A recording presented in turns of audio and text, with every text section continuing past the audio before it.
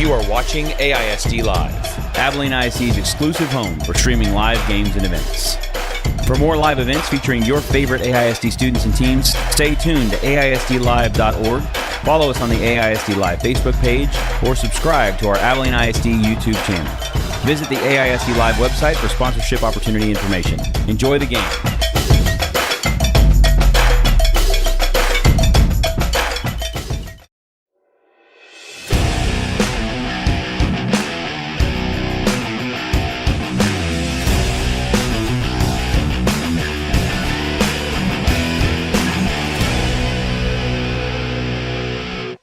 I just got to pee. I'll be right back. All right. 80.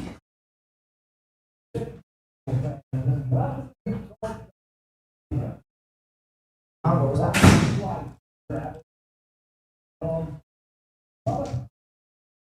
What was that, Gage?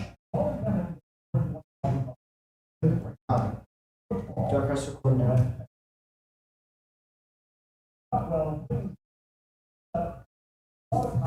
Gage, I swear. Yes. Oh. We're live. We're live. When he gets back, then we'll go. Okay. Tell him we've got a small delay. One of them's in the bathroom. Old guys are like that, dude. Sorry.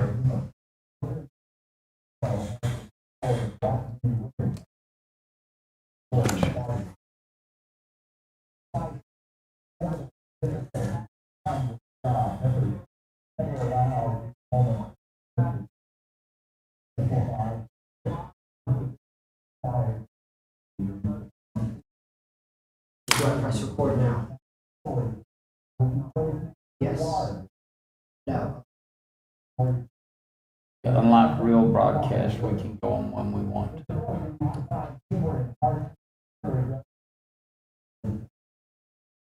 So how was your week, man?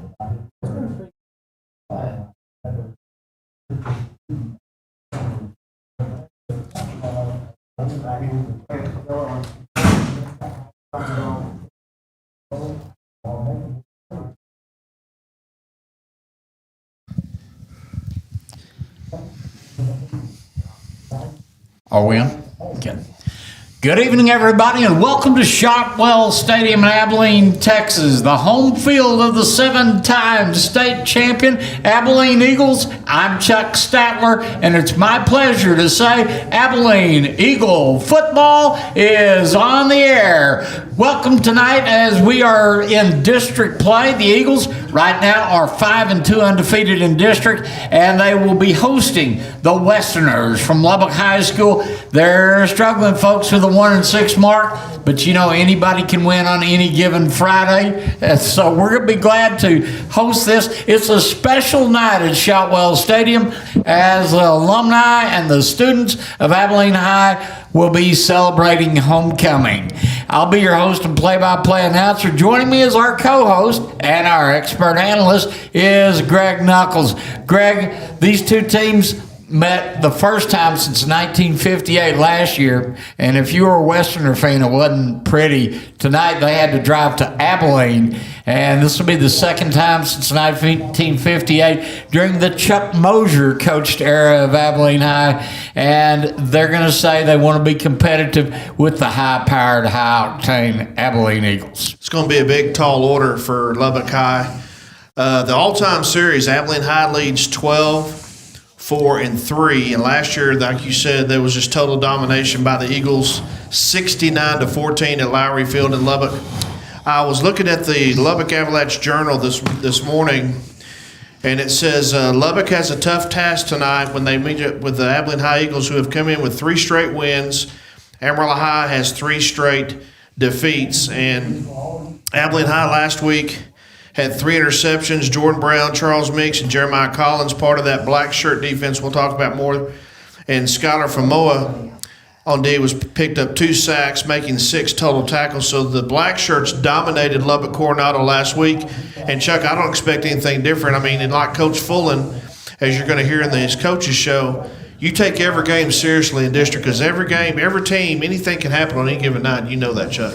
And tonight, Greg, we call them the black shirts, but the Eagles are wearing the throwback jerseys from the 1950s era. And if you remember, the Dallas Morning News said that Abilene High, for their longest winning streak in the state, were the team of the century. And they are wearing the team of the century jerseys tonight, as they are gold jerseys with stripes down the shoulders in black numerals. They'll be wearing black pants and the traditional Golden Eagle helmets. The Eagles come in tonight. They've had a great season. It started out with the first game of the season, Friday, August 29th. The Eagles defeated San Angelo Central here 42-21. September 5th, Crosstown Showdown, the Cooper Cougars. Eagles dominated that one 34-13. And then another non-district game on September 12th. They got to play one of the big boys. Odessa Permian came in. Remember, Abilene High is Class 5A, Permian 6A, but the Eagles fought really hard. Unfortunately, they came out on the bottom side of a 38-21 game. And then the next Friday, they took on Midland Legacy, another Class 6A team. Eagles fell 42-28. Then we started district play on September the 19th, and Abilene High prevailed 42-7. October 3rd, Amarillo High came here to Shotwell. Eagles won that one 24-21, and that was on an Elijah Batinji 40-yard field goal that pulled the Eagles out of that one. Last week they went to Lubbock, took on the Mustangs of Lubbock Coronado. Eagles won easily 35-6, and tonight they take on Lubbock High here for homecoming at Shotwell. So Abilene High right now rolling good, 5-2 on the season, and we're just ready for a good football game coming to you live through AISD.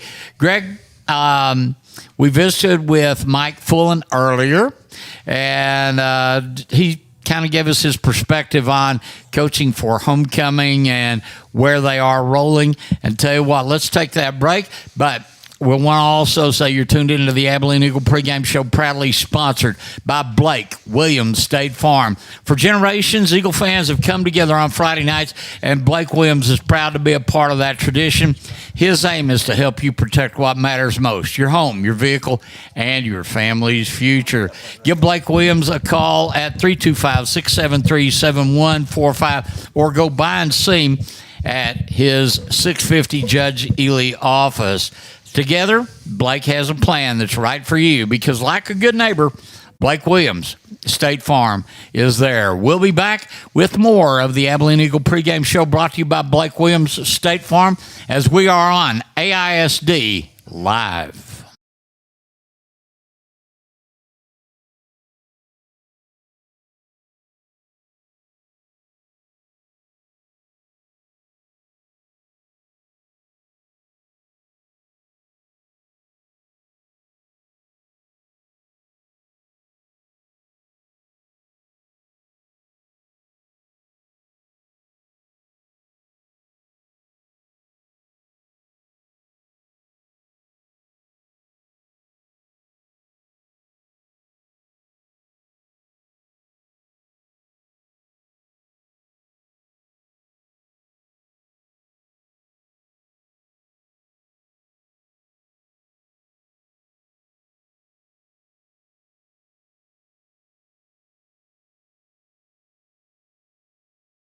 And welcome back to the Blake Williams Abilene Eagle pregame show. We're visiting with head coach Mike Fullen of Abilene High.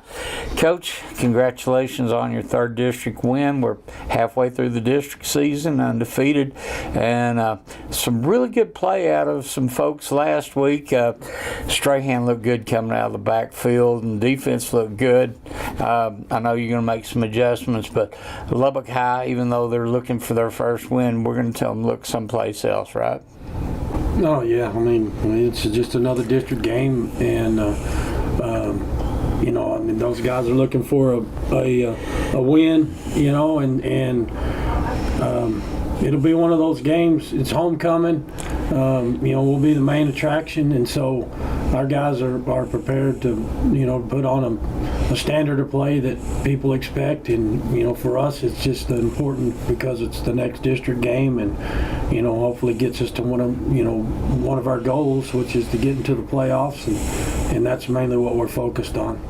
Has the homecoming preparation, all that, been a distraction for y'all any this week? No, I mean everybody asks me that. That's only a distraction when you make it one, and we don't make it one. So but there's themes every day, but that happens in the school building. When we're down here on the practice field, our guys know what the expectations are, and then if you're going to have homecoming, you got a homecoming game, and so you want to make sure that you're prepared to put on a good show, and again, meet one of the goals as far as, because all these games count now, and so that's the most important thing. Well, I noticed on the roster this week we've got some new names and numbers, a couple of freshmen coming up for their first time on the varsity roster, and right now looks like you're getting ready to fill some holes with some freshmen and sophomores. All those guys have been on the roster for a couple of weeks and have actually played in games, so they're not move-ups this week. They've been on the roster, and they're just adding depth. When you get in this type of season, this time of the season, you got bumps and bruises, and you want to be able to rotate guys in, and so those guys will allow us the ability to add some depth to positions. And speaking of bumps and bruises, nothing major really that is going to keep anybody from going full speed this week, is it? All right. Well, enjoy homecoming. I know a lot of the alumni are going to come back and just wish you well, and we do too. And, let's get another one down, and then we'll see if we can't bring that full district championship title back this year and start looking for the playoffs. That's the plan. All right, that's head coach Mike Fullen of Abilene High. We'll be back with more of the Abilene Eagle pregame show brought to you by Blake Williams State Farm Insurance.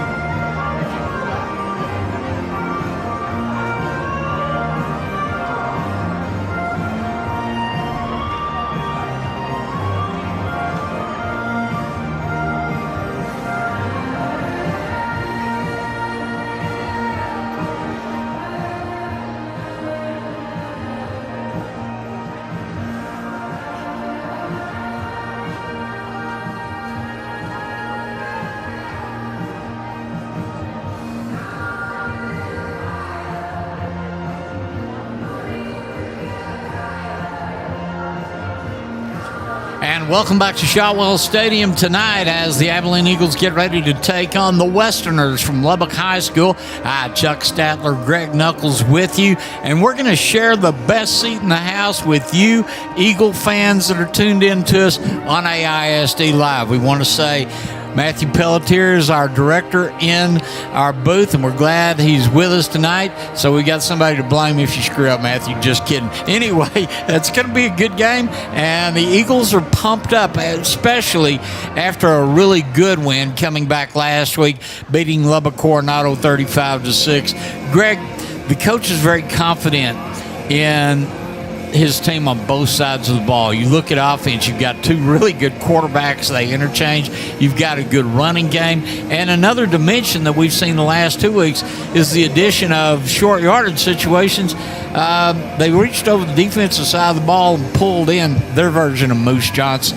Yes, they did. Of course, we've been talking about him all year, Samari Strahan, and they use him in so many different ways, Chuck. I mean, he's causes havoc in the backfield, and then on short yardage, like you referred him to, he's the Moose Johnston of District 2 5A. He'll get you a first down or get you a touchdown if you're near the goal line. But I'm telling you, the Black Shirts defense, Chuck, has gotten better every week. They're just dominant.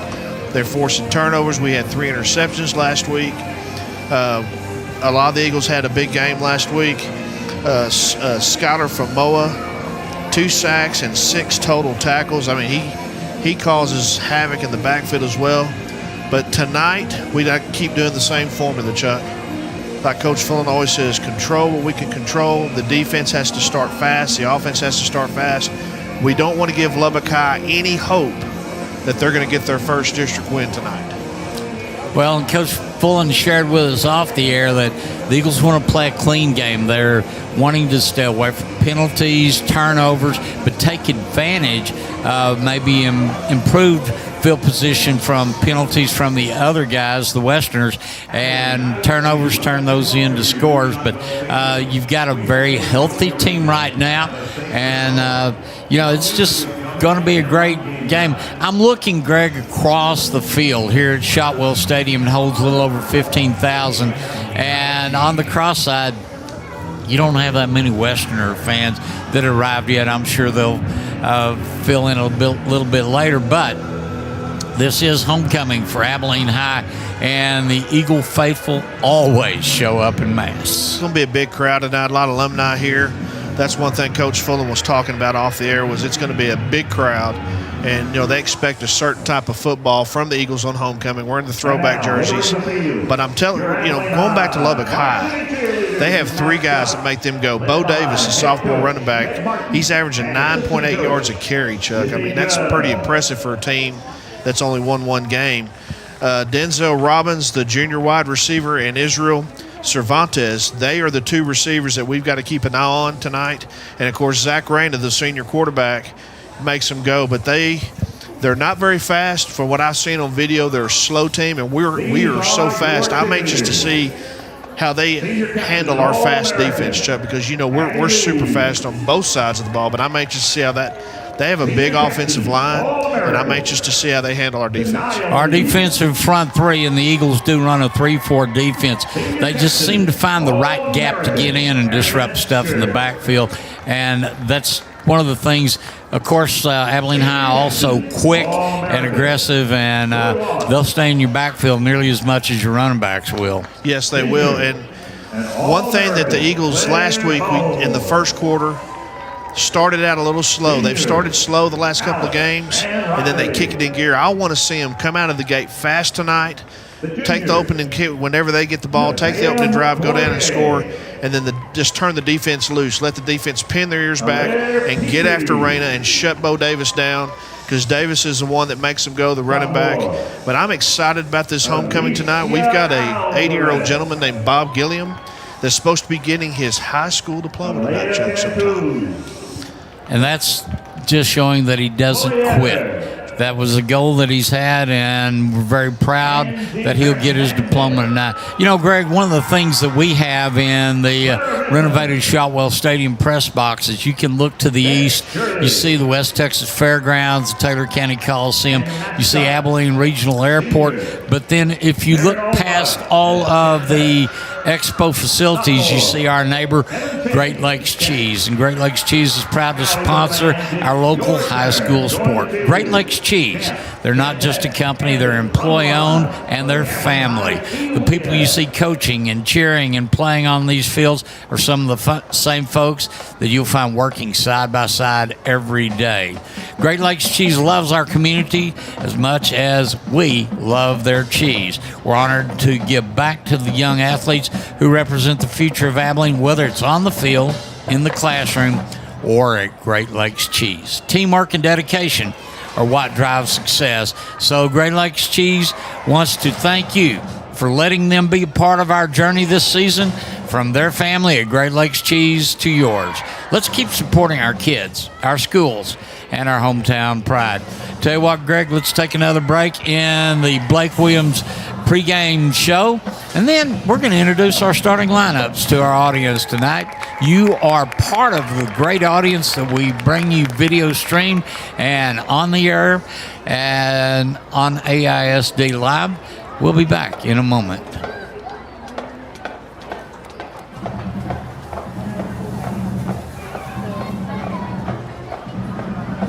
Ladies and gentlemen, tonight we have the profound honor of welcoming a very special guest home to Abilene. Please direct your attention to the 50-yard line. We introduce Mr. Robert Bob Gillum. In 1963, Bob Gillum was entering his senior year at Abilene High. On the global stage, it was a time of heightened tension. The Cuban Missile Crisis had just shaken the world, and the U.S. was escalating its involvement in the Vietnam conflict. Feeling a call to serve his country, Bob enlisted in the United States Marine Corps. Leaving his senior year behind, he had the opportunity to walk, before he had the opportunity to walk across the graduating stage with his classmates. 62 years later, that moment has finally come. This evening, Bob Gillum will officially earn his high school diploma as an Abilene High School graduate through the Operation Recognition Program.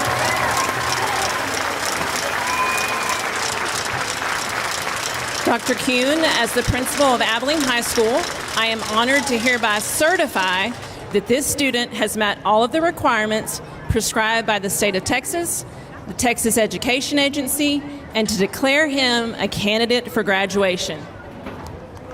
Thank you, Ms. Seibert. And one of the special It is events my distinct at pleasure tonight's pregame to accept your ceremony here at recommendation Shotwell and Stadium. declare the candidate A before us this diploma evening is being as a presented graduate to of Abilene 80-year-old High School Bob and the Gillum. Abilene Independent And School District. Diploma has just been presented by Emmy Seibert, the principal of Abilene High, to Mr. Gillum. At 80 years of age, he came home to Abilene to walk the halls of his alma mater and receive his high school diploma. That was an unbelievable event, since he was shipped off to boot camp some 62 years ago. And what an honor we are to have here tonight, the presentation of an Abilene High diploma to Mr. Bob Gillum. And you're being part of that ceremony right now. They're facing the press box in the middle of the AISD logo on this turf surface. And for thank a you for Marine of his age, sacrificing he looks like he could still go time to make Super sure that we Five. have our freedom. Sure does. I really And, appreciate he's that. So very on behalf of- emotional down on there. behalf I of just think Congressman that's a Jody Erickson, very I'd like to present you special a deal. You flag talk about that was folded dedication, in the United waiting States Capitol on your 62 behalf. years to get your high school diploma. That's Thank you very much for your service. That's a very, very good accomplishment for Mr. Gillum. And we want to say thanks to Kayla Hamlet from K-Texas for sharing her story with us so that we could share the story tonight. But photo opportunity on the field right now, Eagle cheerleaders as well as the Eagle mascot. So, Greg, with that said, we always talk about the players, but we don't have that many opportunities to talk about the officials calling the game. So before we tell you who's wearing a helmet, let's tell you who's wearing stripes tonight. Yes, Chuck, and I know a lot of these guys. I officiated a lot of games with a lot of these officials. It's an Abilene crew. The referee is Tony Gonzalez. The umpire is David Connor. Head line judge is Joe Posey. The legendary line judge is Jerry Gordon. He's been doing it a long time, and he's one of the best in the state of Texas. The back judge is Jay Wise. Side judge is Marshall Head. And the field judge is Aaron Laughlin.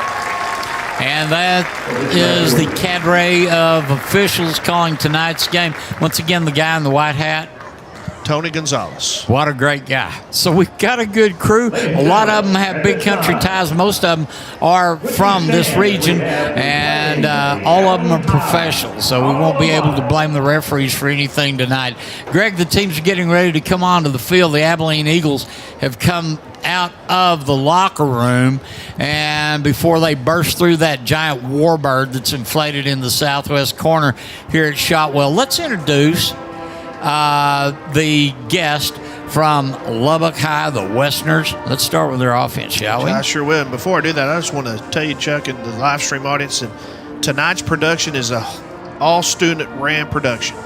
Caden's our director. Randy Cluck is in Plainview with the Cooper Cougars tonight.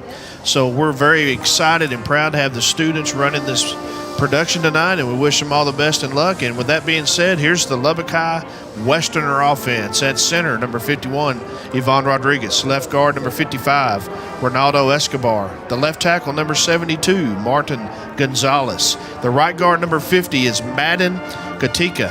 At right tackle, number 74, Keenan Baker. At quarterback, you got number 13, Zach Reyna, the running back, who makes them go. Number 25, Bo Davis. At the halfback position, number 6, Denzel Robbins. The wide receivers are number 13, Israel Cervantes, and Isaac Lagasse. Another wide receiver is number 4, Caston Blakely, and Chance McNeil. On the defensive side of the ball, your nose guard is number 54, Ari Jones. Left tackle, number 40, Hayden Neal. Left linebacker, number 23, J.D. Morton. Right tackle, number 61, Miguel Rodriguez. The rover, number 2, Hector Torres. The left corner is number 7, Richard Woodard. The right corner, number 12, Josh O'Banion. The left linebacker, number 22, Jackson English. Right linebacker, number 28, Octavius Reeves. And the safeties, number 24, Jeremiah Young, and number 8, Harrison Rice. And you hear the Eagle Band crank up the fight song as the Abilene High Eagles have burst through the inflatable warbird, and they are on the field wearing their throwback jerseys, the gold jerseys, black numerals, the black pants, and the golden eagle helmets. We're waiting for the Westerners to emerge from their locker room, and I'll take this chance to tell you who Abilene High will be putting on the field. Eagles, the home team, we're going to start with the defense. Starting in nose guard, you've got senior Jaden Starks. The defensive tackles are DeMarcus Reed, a sophomore, and senior Amani Strahan. The linebackers on the outside, Levon Kuntz and Trey Shaw. And you look at the inside linebackers, Skylar Famoa and Samani Strahan. The corners are Jeremiah Collins and Jordan Browns. And the safeties are Xavier Dela Cruz and Charles Meeks. On the other side of the football, the Eagle offense, and it's a high-powered offense led by all-district center Ryan Esparza. Joining him is Jimbo Ema and Efren Hernandez. The tackles, Aaron Ochoa and Wyatt McMillan. The tight end is Elijah Wood. The wideouts for Abilene High, John Rangel along with Jaden Jackson, Stephen Wright, and you'll also have Majul Aboso, probably the second fastest guy on this field. He'll be playing offense and defense. At running back for Abilene High, you've got senior Ethan Joyner, and running the offense for Abilene High is senior Braden Henry, but he'll be shuffling with junior Tristan Bill throughout the evening. That's your offense and defense for both of these particulars. Chuck, what I want to see tonight, we got 4 minutes till kickoff. I want to see the Eagles come out and just explode on the Westerners. I want us to come out fast out of the gate on offense, extend third downs, get off the field on third down on defense, and I want the black shirts to just wreak havoc like they have been. They've been getting better every week. I keep talking about them, but we need to set the tone early and dominate this first half, Chuck, and just get the game started off pretty fast. And you hear the crowd giving a good welcome yell to the Westerners of Lubbock High School. They will run through their inflatable in the southeast corner here at Shotwell Stadium. As they come in, they'll line up, and then both teams will face the flag for our national anthem. The color guard tonight is from the junior ROTC detachment of Abilene High. They are in camo uniforms, and they'll have the American flag, the Texas flag, as well as the Abilene High flag, and that will start in just a moment. Greg, if you had any keys to tonight's game, what do you think the key thing for Abilene High will be? No turnovers. No stupid penalties, or we call them stupid penalties on drives. No holdings, no blindside blocks. Just play clean football like Coach Fullen says. He wants to play clean football. This is a district game. It's a big game. I know Lubbock's only won one game this year, but Coach Fullen said they have some dangerous athletes, and he said they just need to take care of their business and control what they can control. That's what I want to see tonight from Abilene High. And our coin toss will be at center of the stadium with the most recent graduate of Abilene High. As he will be there to flip the coin. The team captains will come up after the national anthem. As we're waiting for the national anthem, we want to say thank you to our all-student body broadcast crew, Lily Frazier, Brooke Berry, Gabriel Enriquez, Ethan Hutzel, Serenity Pollock, Matthew Pelletier, Draven Rodriguez, Desiree Yoblacar, Gage Oosuda, and Elena Walker. And, of course, our student interns also are Malia Hawkins, Caden Kelton, and Justin Torres. So we have an all-student class, and they're going to be running our broadcast tonight. Now the team captains will be meeting at the center of the field for the traditional coin toss. And team captains, you've got Braylon Copeland along with Trey Shaw, as well as Amani Strahan, and one more, Greg, and he's hiding his number. Well, naturally, it would be Jim Bohema. So, how could you miss him, Chuck? He's one of the biggest guys in the huddle out there. But I like Jim and have a lot of respect for that young man, but he can be a sneaky person too. So the officiating crew at the center of the field will be talking about the responsibilities of the team captain, and we'll have the coin toss here in just a moment to decide who is going to have the first call in it. And once again, this is just going to be a great night as we've celebrated a 63-year wait for a Marine veteran to receive his diploma. And tonight, Pastor Bob Gillum is going to do the coin toss. And the coin toss, Greg, has been held, and the winner of the coin toss is going to be the Westerners of Lubbock High. So they'll receive the football and defend the north goal. Abilene High will be kicking off defending the south goal. And we are just moments away from homecoming 25 as Abilene High will be hosting the Lubbock Westerners tonight. We're glad you're along with us here on AISD Live. We've got a great crew, and we're going to just do our best to share the best seat in the house with you, our audience. Chuck, what do you want to see tonight from the Eagles? Well, naturally, I'd like to see a win, but since I've been broadcasting Abilene High since 1990, I'm kind of getting to be a homer after all these years. But I'd like to see no injuries, and I'd also like to just see a penalty-free, clean game. Right now, ladies and gentlemen, the Honor Guard from the Junior ROTC Detachment of Abilene High is presenting the colors. They will be marching in from the north end zone at Shotwell Stadium. They will stop, and right now the Eagle Band playing their entry music. And then we'll have the national anthem. The Abilene High Band is the oldest marching band in the state of Texas. As you're hearing Amazing Grace, as the color guard will post the colors, then we will have our national anthem, and we invite you to join in for our pregame ceremonies.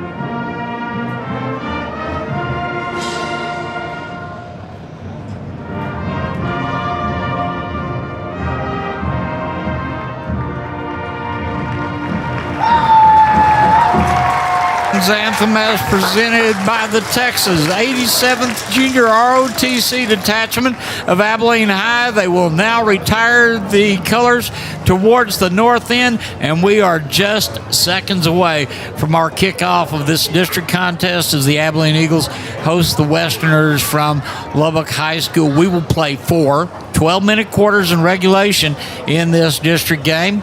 As the colors are being marched off of the field, we want to say thank you to those that have served our country, current, present, and past, and of course our neighbors at Dyess Air Force Base, as they are all around the world protecting people and countries, and right now trying to free some countries from tyranny. But thank you, and I'd like to personally say thank you to my fellow veterans who have served also. So the ROTC detachment has been dismissed. The ball will be teed up at the south 40-yard line. Abilene High will be kicking off to the Westerners. The Westerners come in with white jerseys, white pants, black numbers, and light gold helmets. Abilene Eagles in their throwback gold jerseys with a black stripe down the shoulders, black numerals, black pants, and the golden eagle helmet. So we're glad you're going to be with us. Chuck Statler and Greg Knuckles, along with Matthew Pelletier, our director here, and we're ready to go as we are proud to present this district contest between the Abilene Eagles as they host the Westerners of Lubbock High School. The Westerners will put 2 men back deep at around the 15-yard line. The ball is going to be teed up at the south 40-yard line near hash marks, where the umpire will hand the ball. Kicking off for Abilene High is going to be Samuel Battenjohnny as we're ready to go. And folks, we hope that we can make it as fun to you as it is to us, and we're just moments away from the opening kickoff. You can see the shiny golden eagle helmets coming off of the lighting here at Shotwell Stadium. Here's the approach on the ball and the kick, and it is a boomer, and it will go through the end zone for a touchback. And so Lubbock High will have first possession as they will set it at the 25-yard line on the north end of the turf surface here at Shotwell. Chuck, there's a huge crowd over here on the home side during the national anthem. The home side's almost completely full, and then there's still people filing in, as you can see them pulling into Shotwell. So let's get ready to see if we can bring all the excitement to those of you in our audience tonight, video and audio, on AISD Live. Once again, a great crew taking care of our broadcast. As we go first down, here come the Westerners. Their quarterback is Zach Reyna. He'll be back in the shotgun. Triple receivers to his right, single to the left. Reyna, two-step drop back, gets pressure, throws on a man across the middle, and that pass will be caught by Harrison Alexander. A couple of yards on the pickup. Yeah, nice little pinch and catch there.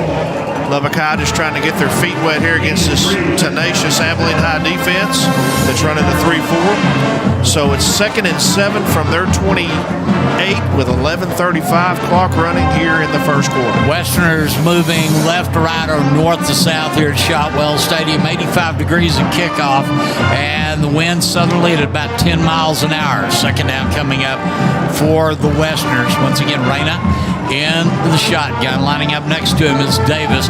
Pass out in the left flat. It's going to just miss. The receiver falls short. That'll be incomplete. He was trying to get the football to Denzel Robbins. Yep, ball just kind of slipped out of his hand, Chuck. So that's going to bring up 3rd and 7, still at the Westerner 28-yard line. Third down, the Westerners go no huddle. They're coming to the line. Split out left is going to be Isaac Legassi, and also in the slot is going to be Israel Cervantes. So we're waiting for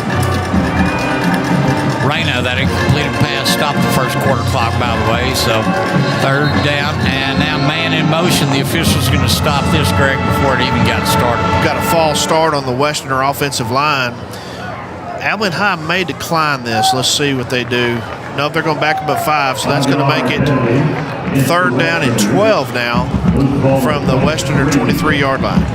3rd and 12, and on our sister broadcast, the Cooper Cougars have traveled out to Lubbock for the evening. Actually, Plainview Bulldogs. The hometown of our Congressman Jody Arrington and Jimmy Dean of sausage and country music fame. I like a little Jimmy Dean sausage now and then. I like a whole lot. That's my problem. 3rd and 12 for the Westerners. They send a man in motion to the right. Reyna rolls back. Right-handed quarterback getting pressure, and he's going to be thrown down. Ball pops loose. It will go out of bounds. They're going to count that as an incompletion. Guess who was there?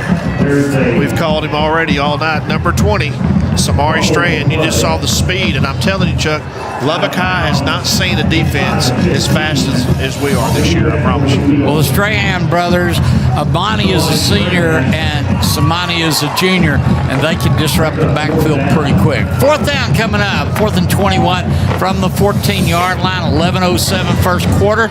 First possession as the Westerners will drop their punter back to the 2-yard line. Good clean snap. Now he's going to drop the ball, go into the end zone, and will the Eagles fall on it? Greg, let's see, and that is an Abilene Eagle touchdown. Yeah, the punter for Lubbock High just bobbled the snap. And, of course, the speed of the Abilene High defense was right there and recovered in the end zone. So this is what we were talking about, Chuck, a quick start for the defense, and they've done exactly that. And now it's 6-0, Abilene High pinning the extra point. And in to kick the extra point for the Eagles is going to be Elijah Bettinji as we're waiting for the snap.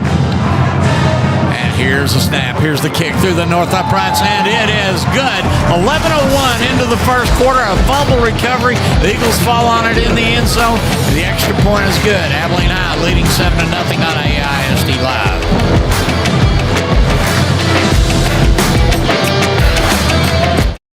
Looking for a hands-on career path with high demand and great pay? The welding program at The Lift gives students real-world skills that lead to real opportunities. Whether it's gates or flatbeds, handrails or heavy equipment. If it's metal, you can weld it too. With great instruction, you can master all 4 major welding processes. So get ready to build a career with endless possibilities and join the welding program at The Lift. It isn't just a trade, it's your future. And And just like we started 59 seconds ago at the kickoff, the Westerners are getting ready to receive the kickoff. The kicker for Abilene High is going to be Samuel Betingi. He'll have it teed up as the Eagles went 3 and out and had to punt. The ball got away from the punter as Jaden Starks fell on it, and that counted as 6. The extra point was good. Here comes the kick, and it's going to fly through the back of the end zone for a second touchback tonight. Yeah, Jaden Starks was there to recover it in the end zone for the touchdown.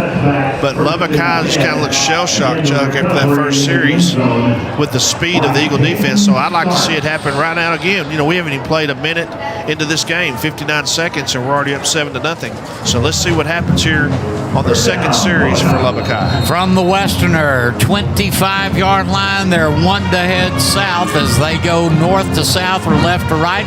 They'll come to the line. Abilene High puts a 3-4 defense in front of them. The quarterback, Zach Reyna, wears number 13 on his jersey. Takes a snap, looks, throws it out in the flat. He's got a receiver with a catch at the 21. He's going to be stopped at the 25-yard line. Good coverage over there by Xavier Dela Cruz. Dela Cruz and number 12, Jordan Brown on the tackle for the Eagles, and no gain. So it's going to bring up 2nd and 10. Clock running 10:40 here in this first quarter. And the Westerners going no huddle. The running back lined up behind Reyna will be Bo Davis. In fact, he'll line up to the left. That will send 3 Westerners to the wide side of the field. That's to the left, single receiver to the right on this 2nd and 10. Snap back to Reyna. Looks, throws on the middle. Got a receiver with a catch at the 30. He's going to be slung down once again by the Eagle defenders. Making that tackle one more time is Xavier Dela Cruz. Dela Cruz, that was number 3. Jose Flores caught the ball for Lubbock High. But Dela Cruz right there to prevent getting the first down. So it's going to bring up a 3rd and short for Lubbock High. 3rd and 4 from the Westerner 31, 9:55 left in the first quarter. The umpire spots the football in the middle between the 2 hash marks. Clock running. And right now the Westerners trying to get a play sent in from the sideline as they will now send triple receiver set to the right, single receiver wide to the left. Reyna takes the snap, 2-step drop back, the right he throws, and it's batted away. Out of the backfield, they sent Danzel Robbins, and he was covered by linebacker Samani Strahan. Samani Strahan, and we're going to call his name a lot tonight, Chuck. He's already done a lot of plays already. We hadn't even played 3 minutes in this game. So now it's going to bring up a 4th down and 4. Do you go for it if you're Lubbock High? They look like the offense is still on the field. They are on the field because last time on 4th down when they chose to punt, they ended up fumbling the ball. Eagles recovered it in the end zone. So on 4th and 4, let's go for it. Reyna, 7 steps behind the center, movement on the line, no flag from Abilene High. Long count. And finally, timeout called by the Westerners. Greg, do you think they were trying to draw the Eagles offside and get that quick first down? I think they were, Chuck. You know, I would hope that he wouldn't go for it on his own 31 this early in the ballgame, down 7-0. But, yeah, Lubbock High was trying to draw the Eagles offside, so they called the timeout. 9:30 left here in the first quarter. 4th and 4 from the Westerner 31. And here in a little bit, I'm going to keep up and get us some scores from Plainview in the big game for your Buckaroos tonight down in Tuscola against the state-ranked Gymnet Indians. And a lot of just excitement in this. The 8th week of the season. 7th week of the season. So coming up, it's 4th down. Once again, the Westerners are going to send in their punter back deep for Abilene High. In anticipation is Jordan Brown. 9:30, first quarter, Eagles leading 7-0. Here's the punt. It is going to be a lame duck. Lands at the 50. Picked up by Brown at the 40. 45, 50, and knocked out of bounds in front of the Eagle bench. Nice return by number 12, Jordan Brown. Eagles with great field position. This is their, actually, Chuck, if you can believe it, their first offensive possession of the game, and great field position. Looks like they're going to be at the 40 46-yard line, I believe. Is that where we are? 47-yard line? Let's see. The umpire's going to set it at the 47-yard line, so the Eagles begin their first possession on the westerner half of the field. Abilene High leading 7-0. And here comes the first offensive play. Quarterbacking for Abilene High is going to be Braden Henry, as the Eagles have no wideouts. They're double tight end set and a wing to the right. Now they're going to spread out Majul and Jaden Jackson wide to the right. And you've also got John Rangel to the left. And here's a pass out in the flat. This is going to be Majula Boso. He makes the catch at the 45, gets it over the 40 to the 38, about an 8-yard gain. Abilene High coming out and throwing the pigskin in the first offensive series. Nice pitch and catch there for 8 yards for Abilene High. Brings up a 2nd and short at the Westerner 38-yard line. So it will be 2nd down coming up for the Eagles.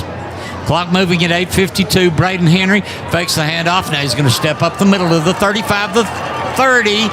Inside, breaking the tackle at the 25, cutting outside at the 20, the 10 for an Abilene Eagle touchdown. Wow. What a move that Henry put on that nose tackle. I couldn't get the number, but what a move inside. And of course, Chuck, he looked like he was jogging, but he was running. So Abilene High, bang, bang, right off the bat, has just jumped all over Lubbock High here in the first quarter. Pinning the extra point, it's 13-0. 38-yard dash by Braden Henry now makes the score 13-0. And once again, Benton Johnny ready to kick the extra point. It is up. It is good. And our new score, the Eagles of Abilene High 14 and the Westerners of Lubbock High nothing. We'll be back with more on AISD Live.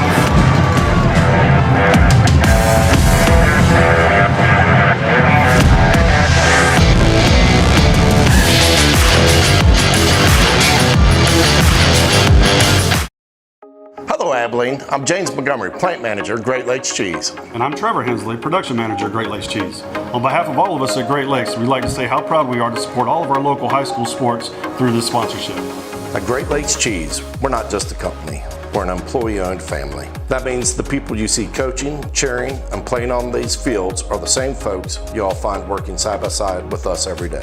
We love this community as much as we love our cheese, and we're honored to give back to young athletes who represent the future of Abilene. Whether it's on the field or in the classroom, or here at Great Lakes Cheese, teamwork and dedication are what drive success. To all the athletes, coaches, parents, and fans tuning in, thank you for letting us be part of your journey. From our family at Great Lakes Cheese to yours, let's keep supporting our kids, our schools, and our hometown pride.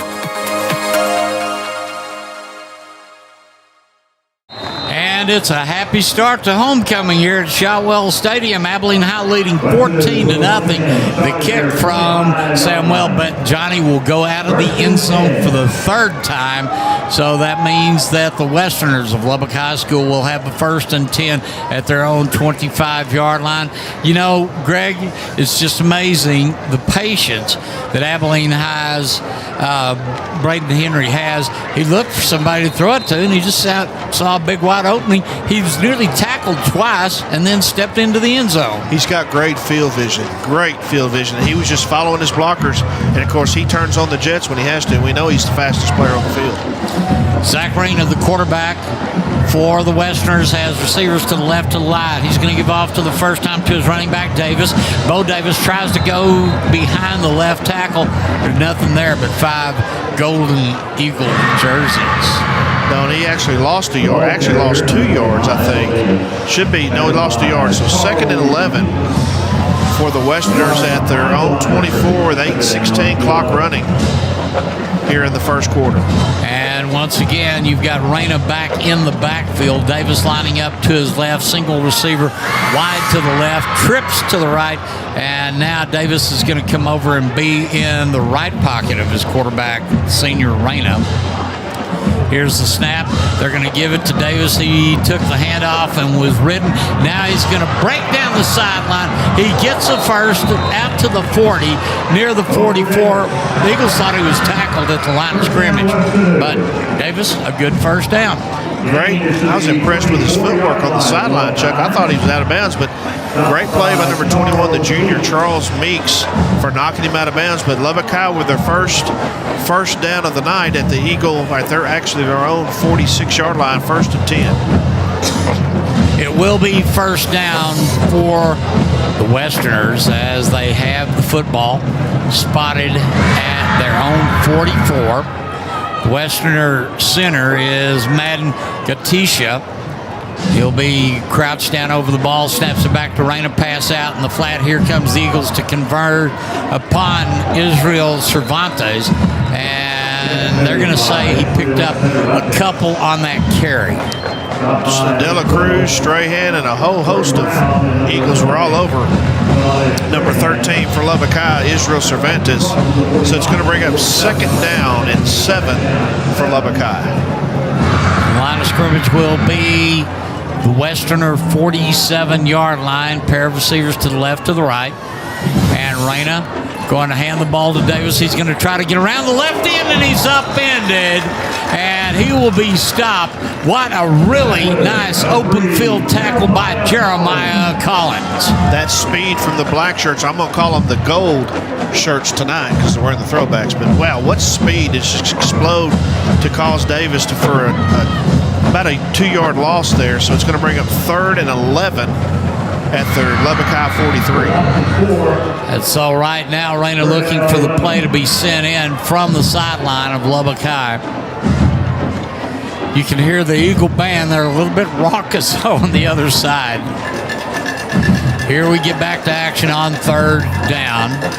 As Reyna drops back 4 steps to right, he get pressure. The ball is loose, and the Eagles are trying to cover. It looks like Reyna got on top of it at the 28. That's going to bring up 4th down and a whole bunch. No, actually, High got the ball, and it's number 50 again. That's Jaden Starks, who recovered the touchdown in the end zone, and now he recovers that fumble. So Abilene High with another huge defensive play for the Eagles, and they're in business at Greg, the first down. I was looking at the field, Judge. He was on top of the ball, and he was moving his left arm to the east and pointing to the east, and the Eagles recovered it going to the north. I know. So, hey, officials aren't perfect either. Abilene High gets their 2nd fumble recovery as they start this possession. 5:49 first quarter. They get it 1st and 10 from the Westerner 29 on 1st down. Man goes in motion. They're going to give it to the 2nd back through for Abilene High. That's Ethan Joyner. He'll move it from the 32 down to the 27. That's a good 5-yard gain for Abilene High. Yes, it is. Great 5-yard gain. And Joyner, the nice balanced compliment to Braden Henry. Here we go, 2nd and 5. And right now, you've got Tristan Bill in. Quarterback throws to the right, and he will have a receiver inside the 5. They're going to say he stepped out at the 3. That's another 1st down for Abilene High. Ethan Joyner on the catch for the Eagles, and a great pass from Bill. Great pass from Bill, and Octavius Ruiz is the one that knocked him out of bounds and saved the touchdown. But 1st and goal for Abilene High at the 2. And on 1st and goal, Bill hands off. Joyner to the right side. That is another Abilene Eagle touchdown. Joyner just following his blocks into the end zone. And Abilene High has done exactly what I wanted them to do tonight in this homecoming game. They've exploded here for 20 points here in the first quarter, pending the extra point. And so here comes the extra point try. Kicking for the Abilene Eagles will be Elijah Bettinjani. Here's a snap out of Bill's hold, and the ball is up, and it is good. Now with 5:14 in the first quarter, our new score, Abilene High 21, Lubbock High nothing. We'll be back with more Eagle football in a moment on AISD Live. Hey Abilene ISD community, want to catch all the action from Abilene High and Cooper High School games? It's easy. In addition to Facebook and Vimeo, we're now on YouTube. Just head on over to our YouTube channel by searching Abilene ISD and click subscribe so you never miss a live stream. Whether you're cheering from home or on the go, we're bringing the game to you. So join our online cheering section and stay connected with every play. Hit subscribe and get ready to show your school spirit today. Again now.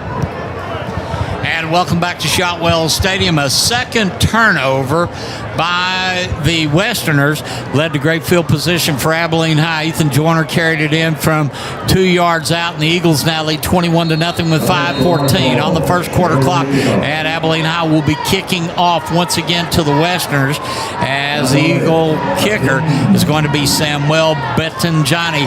And here's the kick, and it's another boomer, as it will go out of bounds, Greg, inside the 5-yard line. And now will the Westerners ask for a re-kick? No, they're going to go on ahead and take the football at about the 25. Yep. There's no use for a re-kick because he's just going to kick it out of the back of the end zone again. So, you know, if you're Lubbock High, Chuck, you got to be kind of shell-shocked here, down 21-0 here in the first quarter. So the Eagle defense comes back on, and once again the pressure coming out of that front three for Abilene High with Starks, Reed, and Strahan. Outside linebackers Kuntz and Shaw.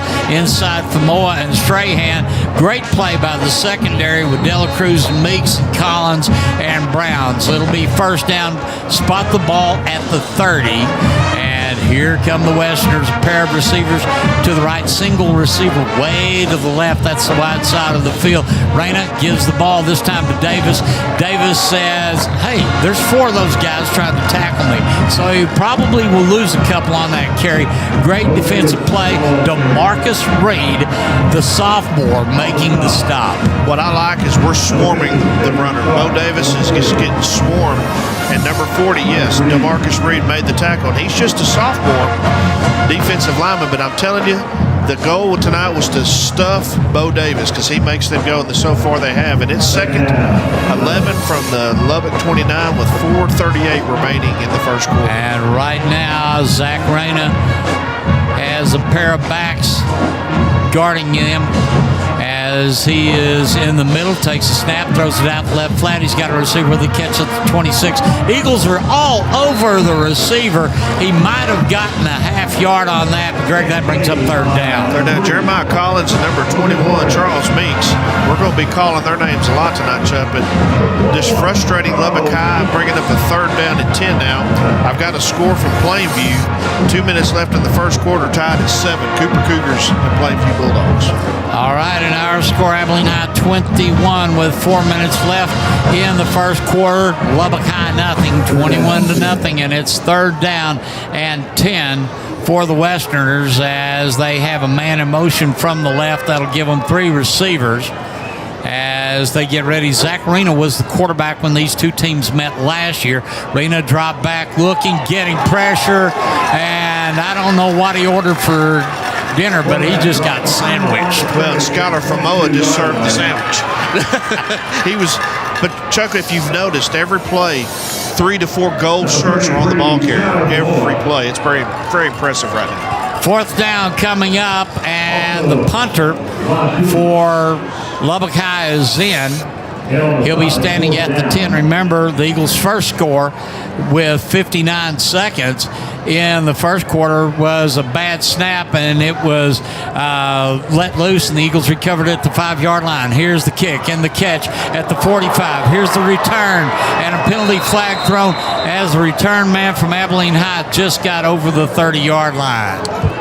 Chuck, I think we've got a block in the back or a blindside block on the Eagles. It's one of those two or a hold. It could be one of those 3, but it's going to be against Abilene High, I'm pretty sure. And right now the officials talking it over at the 27-yard line. So the Eagles will have their third offensive possession. Personal foul, blindside block on Abilene High, so that's going to back them 15 yards from the spot of the foul. It'll be 1st and 10 Abilene High at their own 43-yard line. So Eagles get a whole new set of downs. First time on their half of the field, Greg. Yep. So Abilene High will come in. Good kick return. And we see the Eagles offensively. Jaden Jackson goes way to the right. You've got Majula Boso in the slot to the right, coming off to the left.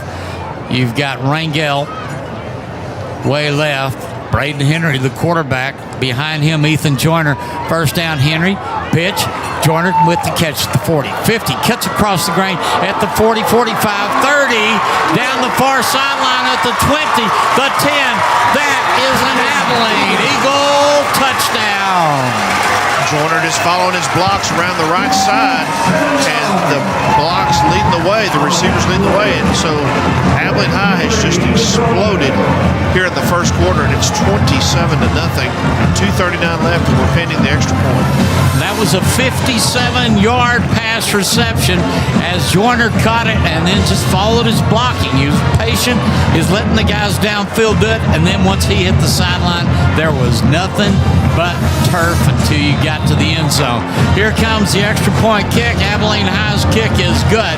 And now with 2:39 into the first quarter, the Abilene Eagles lead 28-0 over the Lubbock Westerners. We'll be back with more on AISD Live.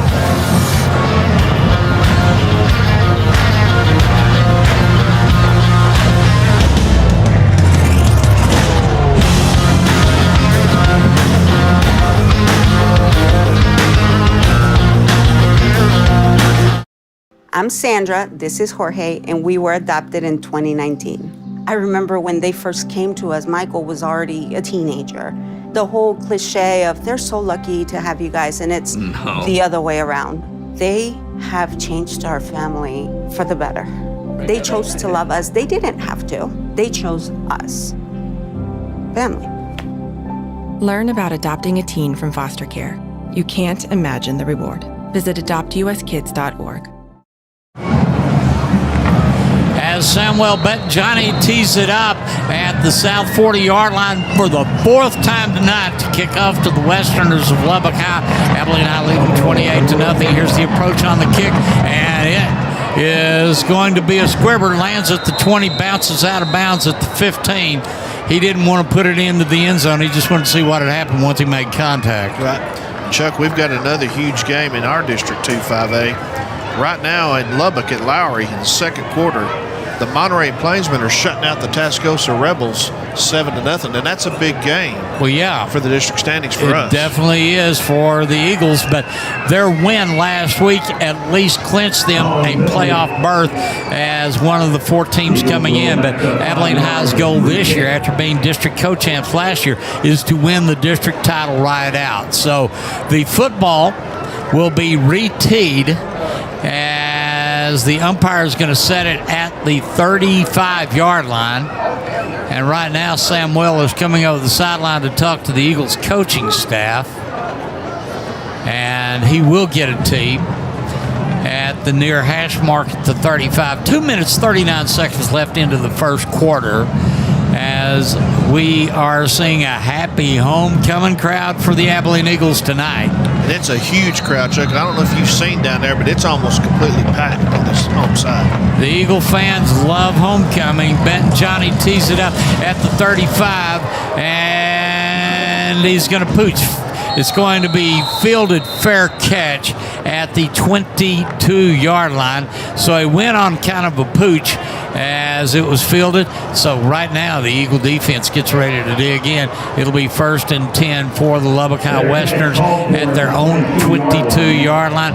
Greg, this game is going really fast right now, 2:39 in the first quarter. It is, but Lubbock High, I think, if you're talking about get knocked out in the first round, I think we've knocked them out in the first round. What do you think? I think they were knocked out last week. But anyway, their coach is very confident that this team is going to grow throughout the season. We've seen teams like this before.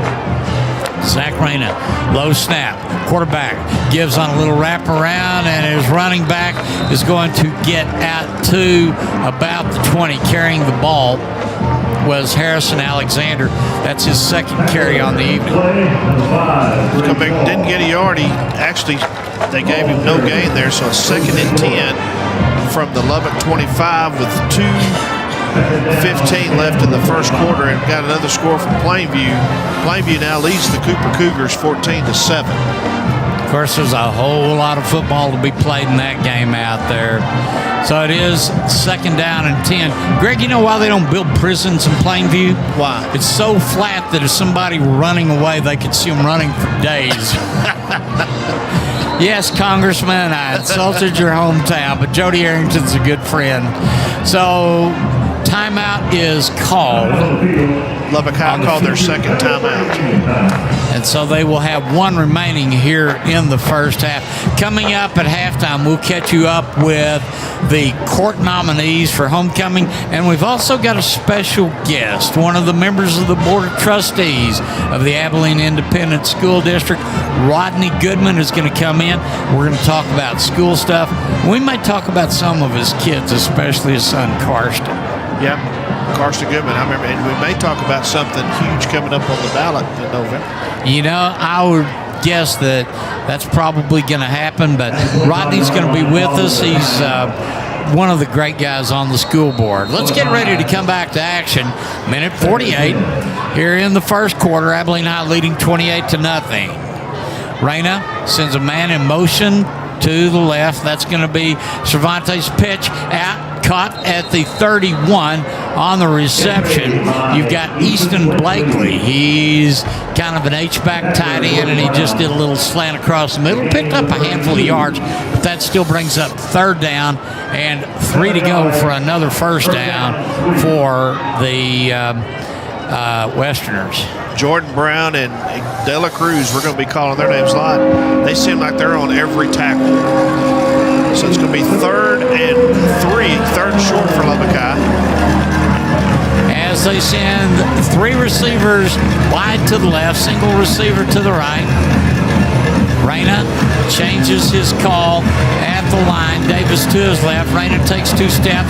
Right-hander throws it out in the flat, and it goes in and out of the hands of Denzel Robbins, and that's going to bring up 4th down for the Westerners. And Charles Meeks was right there, and he almost had a pick six, and all he saw was green and black end zone, Chuck. It's when he saw the ball went through his hands.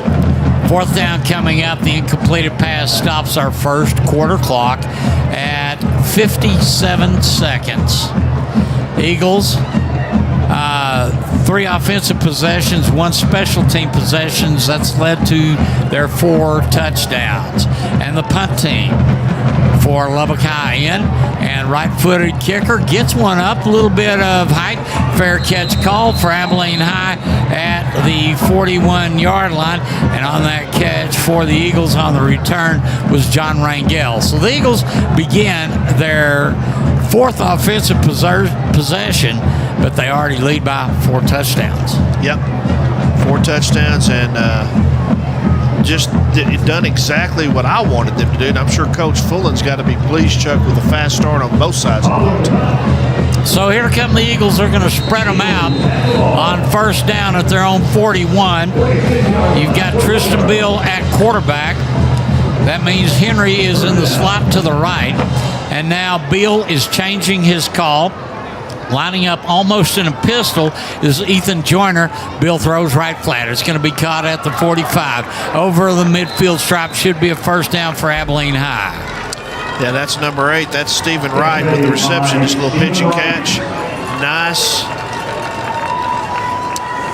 Said first down. Did he get a first down? He did. Nope. They're going to say he's about a half a yard short, Greg. So that'll bring up 2nd and 1. Okay. Bill, 3-step drop back. The righty looks across the middle. He's got Rangel with the catch at the 35. They're going to stop him at the 33. That is an Eagle first down. Nice catch for Rangel, and number 22 for the Westerners on the tackle, and that's Jackson English, the linebacker. Abilene High with the no huddle. And Bill throws out the left flat. It's going to be caught 30, 25. This is Joyner. As he crosses the 15, the back judge throws a penalty marker. We've either got a hold or a blindside, another blindside block, Chuck's what I think. And this will be the 2nd penalty assessed against Abilene High. Holding on the Eagles. So they'll back this one up. Umpires got the ball, carrying it like a loaf of bread over to about the 30-something yard line. That should bring up 1st and 7 because you repeat first down on the holding penalty. And the clock is going to expire as we've ended the first quarter of play. The Eagles of Abilene High, happy homecoming so far, 28-0 over the Lubbock High Westerners. Tell you what, we'll take a break and come right back on AISD Live with the second quarter.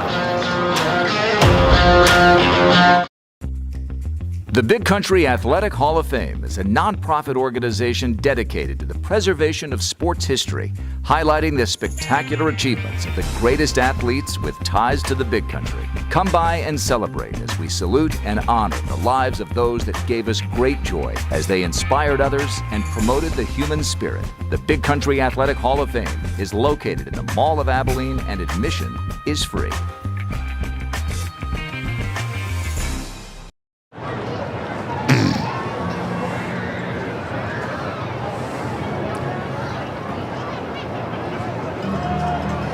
And we're back to start the second 12-minute quarter in regulation in tonight's district game between the Abilene Eagles and the Westerners of Lubbock High School. As we get ready to come back to action, the Eagles will see first down and 7 yards to go to get another first. The football is spotted at the Westerner 31-yard line. And we're glad you're along with us. Chuck Statler, Greg Knuckles, and we are just so excited to bring you this homecoming game. And what a dandy game it is tonight.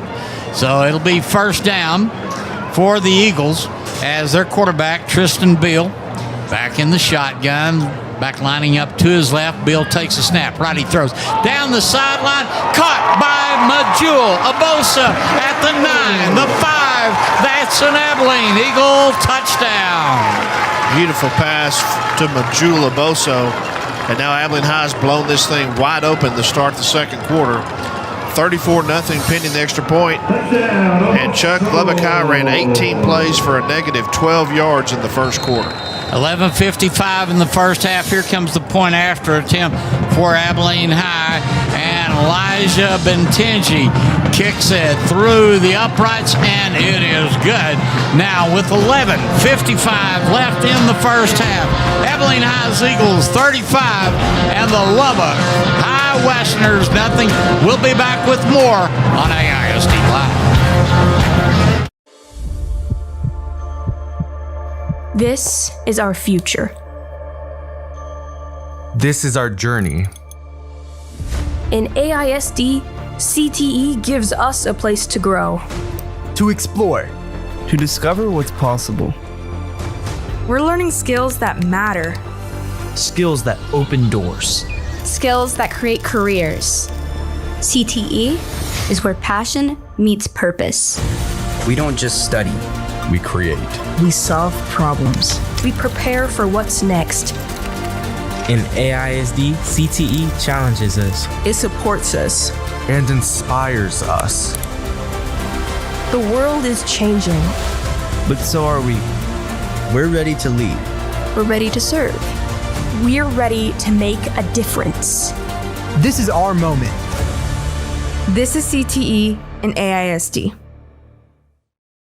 And Abilene High will kick off for the sixth time tonight, and it's going to be a pooch kick to the Westerners. Fair catch called Bob Loose. Eagles on top of it as it bounced off of one of the Lubbock High players, and it was covered by the Eagles in mass at the 44-yard line. And Abilene High will get their second fumble recovery of the night, and they'll have first and 10 at the 43-yard line of the Westerners. Greg, you've got some first quarter stats, and they're pretty amazing. They are for the Eagles. Eagles ran 9 offensive plays for 170 yards, 6 out of 6 passing, 3 rushes for 45 yards, 6 first downs.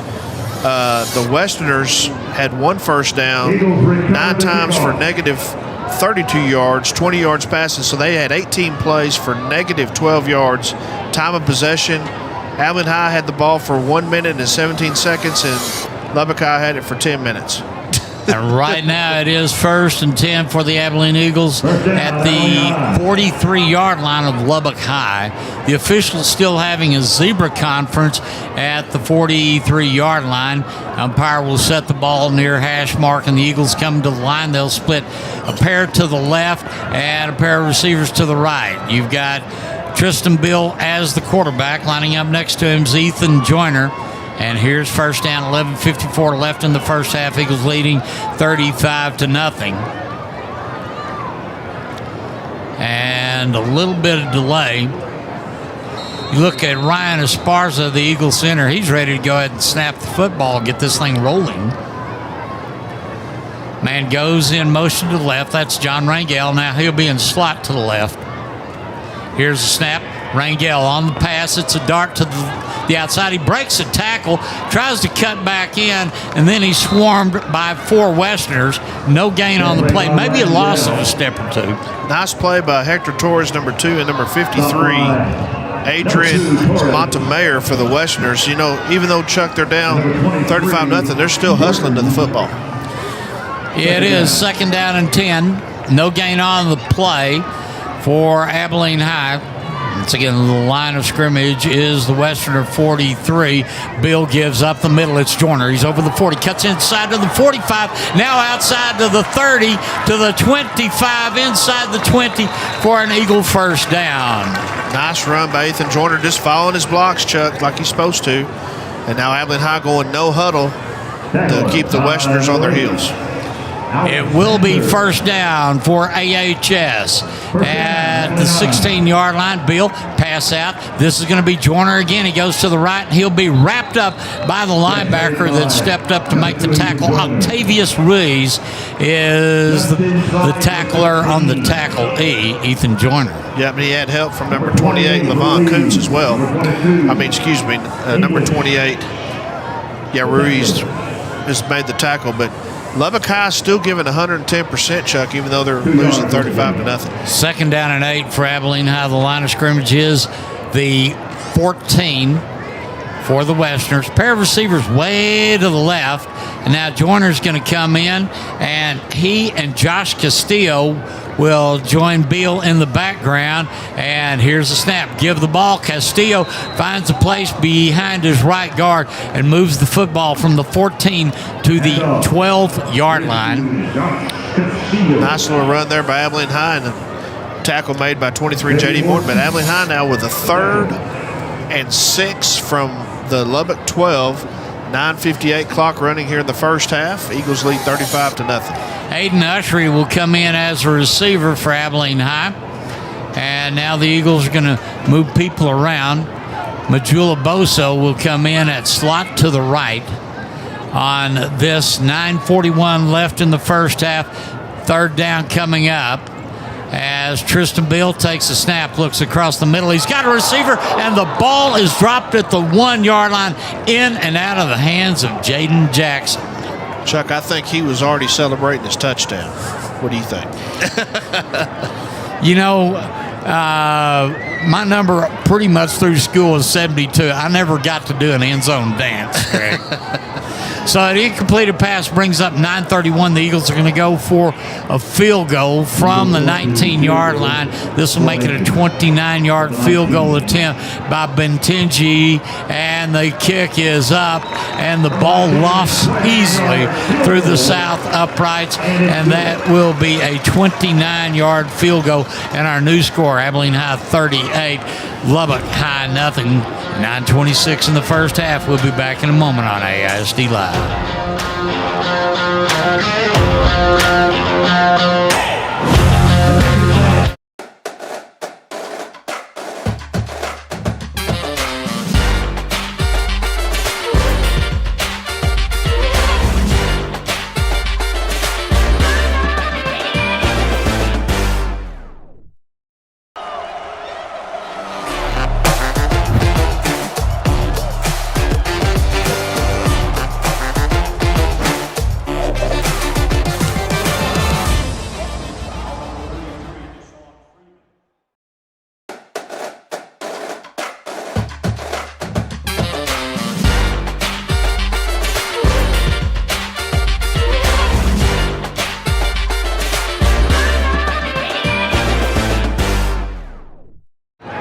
Abilene High ready to kick off to Lubbock High, as back deep will be Israel Cervantes at about the 10-yard line. The ball is teed up by Samuel Bentingi, and and it is going to fall, just go straight up, almost like a pooch kick, but it nearly brought rain, and it was fair caught at about the 36-yard line. Yeah, Abilene High now, the defense has just caused turnovers, scored touchdowns, and 38-0 here with 9:26 left before halftime, and Lubbock High has the ball at their own 36-yard line, I believe. Here come the Westerners as they'll come from the east sideline bench onto the field. They're going to send 3 out way to the right. And right now, Zach Reyna will be in the shotgun, lining up to his left. In the backfield is Bo Davis. On first down, hand the ball to Davis. Tries to go behind right guard. Couldn't find anything there. And before he could get behind the left guard, he was just totally submerged by golden jerseys. Just Eagles are swarming the football, and that's what you'd like to see, even with a big lead, Chuck. The defense is still just swarming the football. And it is 2nd down and 10. Second quarter clock moving at 9:04.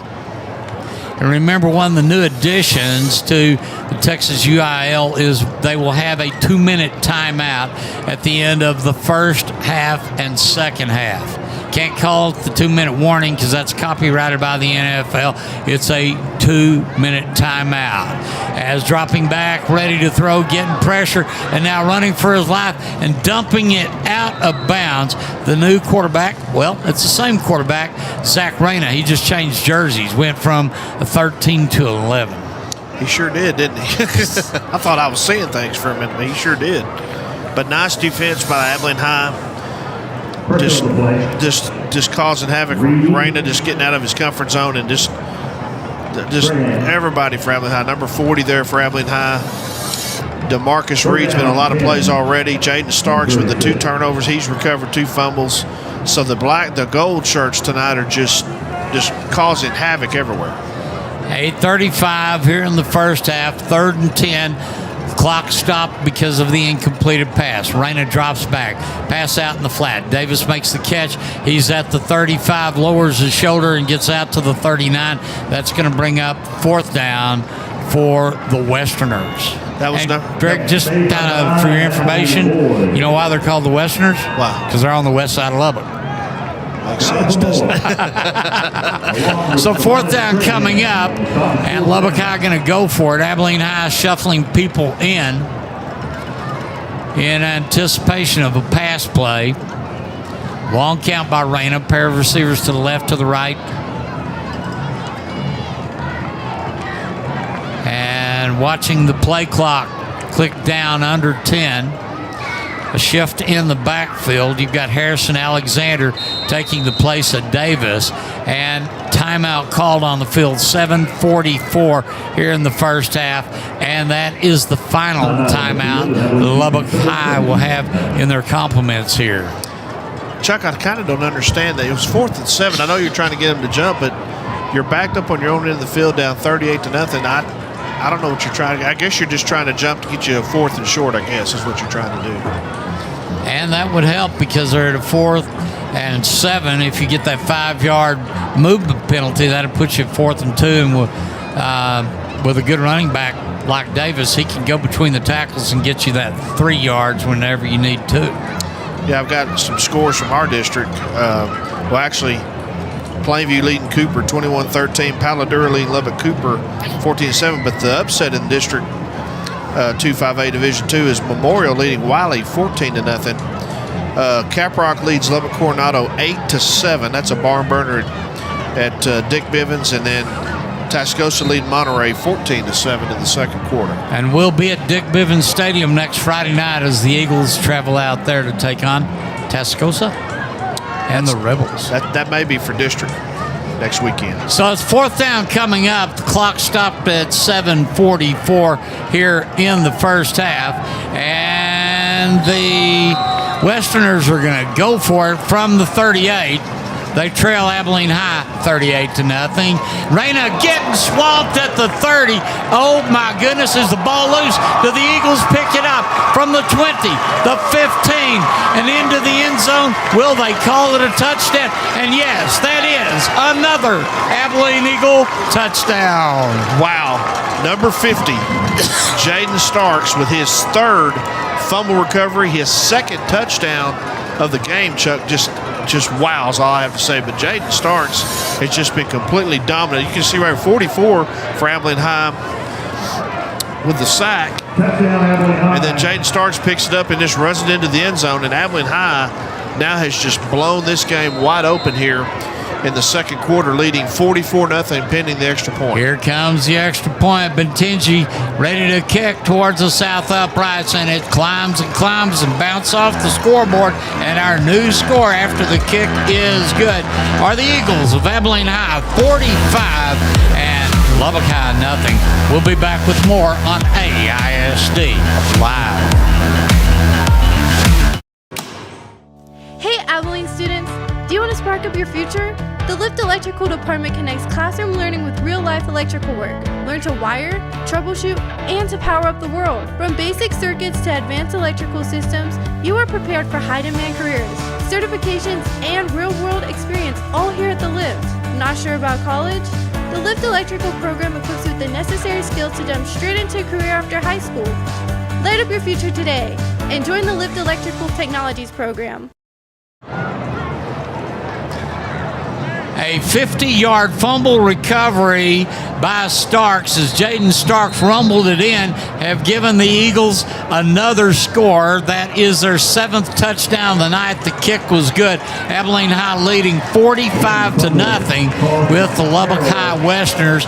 We're still at 7:36 in the first half, and here's a pop fly kick fielded for a fair catch at the 28 of the Westerners. Chuck, I got a score that's close to your heart. In the second quarter at the 2-minute timeout, Jim Ned leads Breckenridge 27-7. And, you know, the old saying, we had a big sign in the locker room way back in the old days of Breckenridge. We never lost a game. We just ran out of time. Hey, that's a good saying. Hey, Vince Lombardi was the one that originally said that. He had some pretty good sayings, didn't he? Yeah, he did. So anyway, it'll be 1st and down for the Westerners at their own 29-yard line, 7:35 here in the first half. As the quarterback, Zach Reyna, sends a man in motion to the right, gives the ball to Davis. He finds a crease behind his center and left guard, and now it looks like a rugby scrum, moving the football to the 34-yard line. And Chuck, if you're Coach Fullen, you got to be just absolutely pleased on both sides of the ball tonight. They've had a couple of penalties, but they've been playing clean football as he's preached all season. But the Abilene High defense has just been phenomenal here in the first half. 2nd down, 5 yards to go for another 1st down. Are the Westerners of Lubbock High, the football spotted at the Westerner 34-yard line. They are moving right to left or north to south on this turf surface here at Shotwell Stadium. Looks like a little confusion in the backfield. Now they're going to set pistol formation with Reyna. And he's going to fake the handoff. Look, he's going long down the field, and it's going to be dropped and intercepted. As you looked for the Eagles, Dela Cruz looked at the ball ricocheting off the receiver, and he just couldn't reel it in. And, yeah, Xavier, you do your push-ups for that drop interception. Yes, and Xavier Cruz, Chuck, if he catches that and turns around, there's nobody in front of him but blockers. So it is going to be 3rd down now for the Westerners as 3rd and 5, 6:36 into the second quarter. Eagles leading 45-0. Now I've got a trivial fact for you here, Greg, in just a second. Draw play, and they're going to take care of Davis as he went to the right, and that will bring up 4th down. When Braden Henry was the starting freshman team quarterback, guess who was number 2 on the depth chart? Xavier Delacruz. Really? Yeah, and when Henry got pulled up to the varsity, Xavier quarterbacked the rest of the season on the freshman team. Oh, wow. So 4th down, the runner gets a couple of yards. Strahan makes the tackle. Now it is going to be 4th and 3rd. Punt team comes in, and a nice punt up in the air. It's going to bounce off the return man's hands. He's going to pick it up on the second hop. Comes to the 10. Now sets up. He's got a wall, and he's not going to make it there for his protection. He will get out for progress to the 22-yard line. Jordan Brown trying to make something happen, but good special teams coverage from Lubbock High.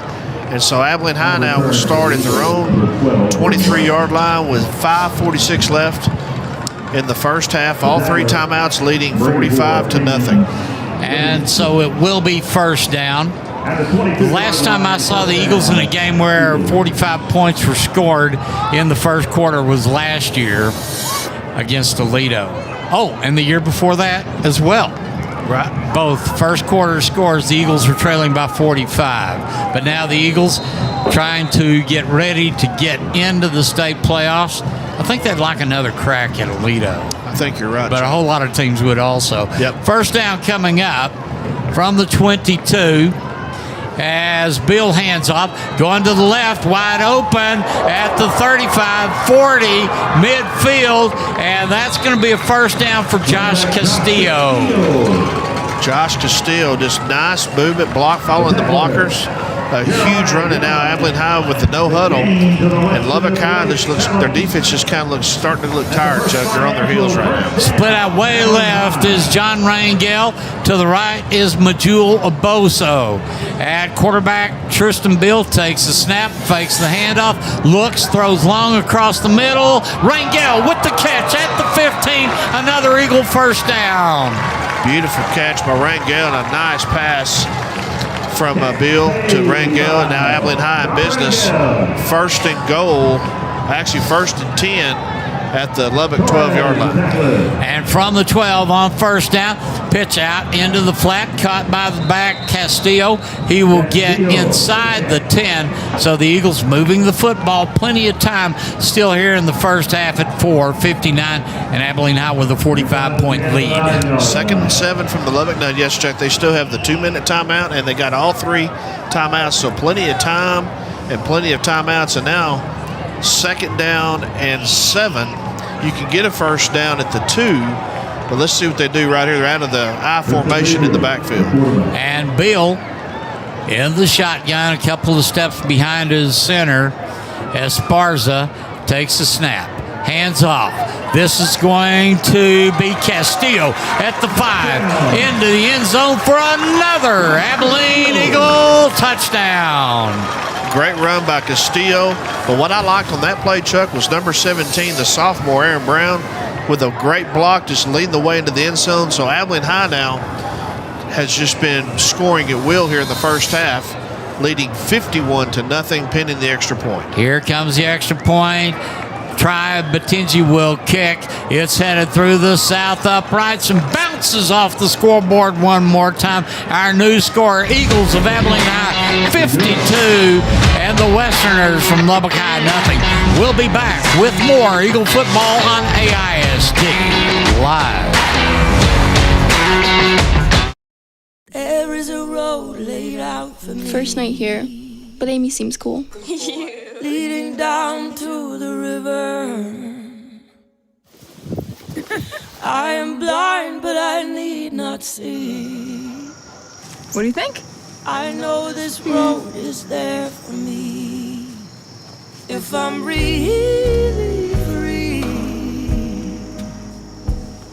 take me down to the river and walk. Abilene High ready to kick off again after the 18-yard run by Josh Castillo. The kick was good.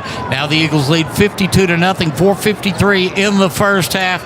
And once again, the Eagles have kicked off to the Westerners. Greg, here's something that's going to kind of make you think. The coin toss, the Westerners wanted the ball first. Here's a bounce and return to the 30-yard line. The Westerners have to kick off.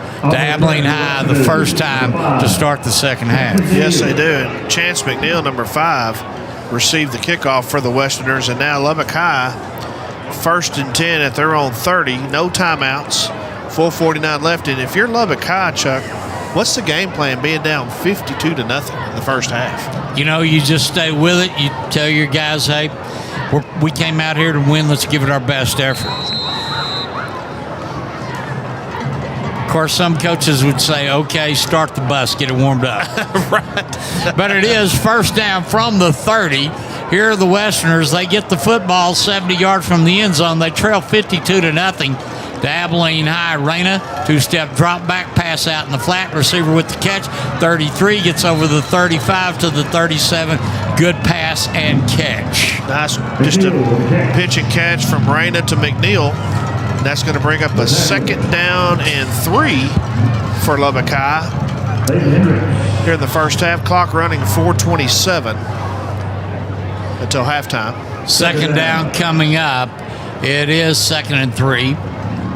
Reyna back in the shotgun again. You've got Davis to his right. Man goes in motion to the left. Reyna looking, getting pressure. Reyna getting thrown down to the turf for a huge loss. Well, we've been calling his name all night long. Number 50, Jaden Starks, and 24, Amani Strahan, the brother of Samani Strahan back there. His helmet came out, so he'll have to come out for one play. DeMarcus Reed will take his place, and it is a loss that brings up 3rd and 12. It was 2nd and 7. So now we will see the clock continue to run, and if the clock runs, that's all in favor right now of the Westerners. Got a tie ball game in Lubbock between Tascosa and Monterey, 14-14. Right on a crossbuck, hands off, and the runner's going to be tied up, thrown down. Infinity Carroll, the freshman, making his first quarterback sack on the varsity. How big is that? Your first play, well, maybe not his first play on varsity, but his first sack. How about that? But, you know, I think he's 3rd generation Carroll since I've been broadcasting the Eagles. Wow. The freshman stepped in, made his presence known. That brings up 4th down. Carroll just shot the gap, looked really good. Congratulations, Infinity. So it is 4th down. The punter for Lubbock High is in single safety for Abilene High back at the 40-yard line. Here's a clean snap. Good kick. And we're seeing the football bounce at the 39. It'll continue to bounce. The Eagles say get away from it. And finally, the ball will be keeled at about the 38-yard line. Down on coverage is Isaac Lagasse. Yeah, and Chuck, we probably won't see Braden Henry again. I haven't seen him on the last few possessions. I bet he's done for the night. You know, I heard at one time the Cowboys had such a big lead that Tom Landry said, y'all hide Staubach's helmet. So is that what Coach Fuller's doing, is hiding Braden Henry's helmet? I don't know, but if anybody can get away with it, it is Coach Fuller. He has a lot of fun with this team. He's a good coach of young men, and he teaches a little football too. Right. So it is 1st down from the 38. Tristan Beal, the quarterback, trips to the right. Running back is Castillo. Throw out in the flat. Here's the catch at the 40, 45, 50. Still going, knocking over a tackler as he crossed into the Westerner half of the field. And a good catch for Abilene High by Jeremiah Collins. Playing both ways tonight, and I've had some people texting me for a Cooper score. Well, with 1:55 left in the half, Cooper's tied it up 21-21. 1st down, Abilene High at the 42 of the Westerners. Pitch outside, and this is going to be Joyner. He'll get over the 45, get to the 32, and get another Eagle 1st down. I like Joyner the way he's running the football right now. Now, I just said about Braden Henry, when he found his helmet, Chuck, he's back to quarterback. 1st down. So Henry back in the shotgun on 1st down as Henry going to throw a pass down the sideline, incomplete. Penalty flag, Greg. Usually when it comes out of the back pocket of the field judge, there's pass interference someplace. Yes, sir. And I think he was all over Loboso there, and that's a good call by the officials. So let's see what Mike Fullen wants to do here. He's got a 1st down. It's going to be a 15-yard penalty if it's on Lubbock High. it'll move them up 15 yards, and they'll give them an automatic first down. Clock stopped at 2 minutes. Remember, we'll take the 2-minute timeout as we get to that mark here in the first half. But the Eagles will take the penalty. They're going to march it from the 32 and stop at the 17. So that's the 10th first down in the first half for Abilene High by virtue of the penalty route, as the Eagles will come to the line. Incompleted pass, stop the clock at 2:02. Right now, Braden Henry back in, receivers to the left, to the right. Blitz being shown by the Westerners. Henry looking and changing his play at the line. Boso is in slot to the right now. And here's the snap. Blitz being shown. Braden's just going to open it up, taking himself to the 15. Jukes a tackler, gets to the 10, to the 5. And that is another Abilene Eagle touchdown. However, there is a penalty flag at the 2, and it could come back because of a hold. I think you got a hold on number 8, Stephen Wright. He was right in front of Braden Henry leading the way, but we've got a hold on Abilene High. So it's going to back them up 10 yards from the spot of the hold, and it's going to repeat first down. That should go as the spot foul. They should move it back to about the 12. Yes. And that was a 17-yard run by Braden Henry. We've got the 2-minute timeout, Chuck. And we do have the 2-minute timeout. The teams are gathered around their coaches. Greg, let's just keep it right here and talk about what a game in favor of Abilene High this one's been tonight. The homecoming crowd ought to be loving this. They should. And Chuck, this is exactly what you and I talked about yesterday after the coaches interview, what Coach Fullen had talked about. Starting fast, playing clean football. They've had a couple of penalties tonight, but no turnovers so far. We've created 3 turnovers, and we're going to talk about Mr. Jaden Starks at halftime and what he's had a huge first half.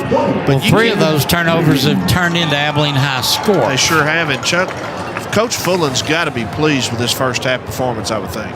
And of course, Mike, now in his 7th year as the head coach of the Abilene Eagles, a graduate of Angelo State University, and he's been on the Eagles staff for more than 20 years. He was the defensive coordinator for Abilene High in the 2009 state championship. Got a big score we're watching in our district tonight at halftime.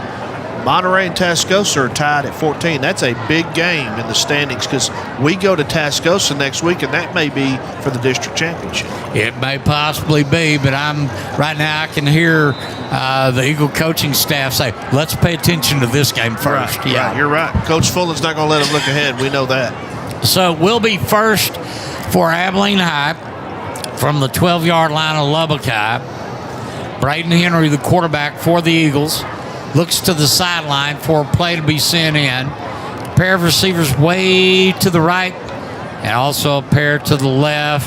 Henry looks, throws, receiver with the catch at the 6, and he's fighting and clawing to get to the 6-yard line. That's going to bring up 3rd down, and now we're inside 2 minutes at 1:42. Greg, do you think the Eagles really want to put another one on the scoreboard before intermission?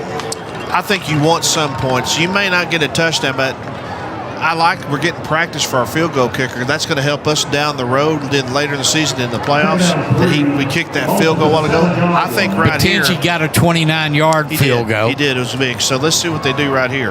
2nd down coming up for the Eagles. The line of scrimmage is the 8-yard line. Give up the middle, romping into the end zone for another Abilene Eagle touchdown is Ethan Joyner. Well, that answered our question, Chuck. Joyner following his blockers just like he has all night long, and the Eagles now have just completely blown this game wide open with 1:06 left. 58-0 Abilene High pending the extra point. And here comes the extra point try from Alicia Batinji. And here's the snap. Here's the kick out of Bill's hole. It's up and into the south parking lot. Our new score, Abilene High 59 and Lubbock High nothing. We'll be back in a moment on AISD Live.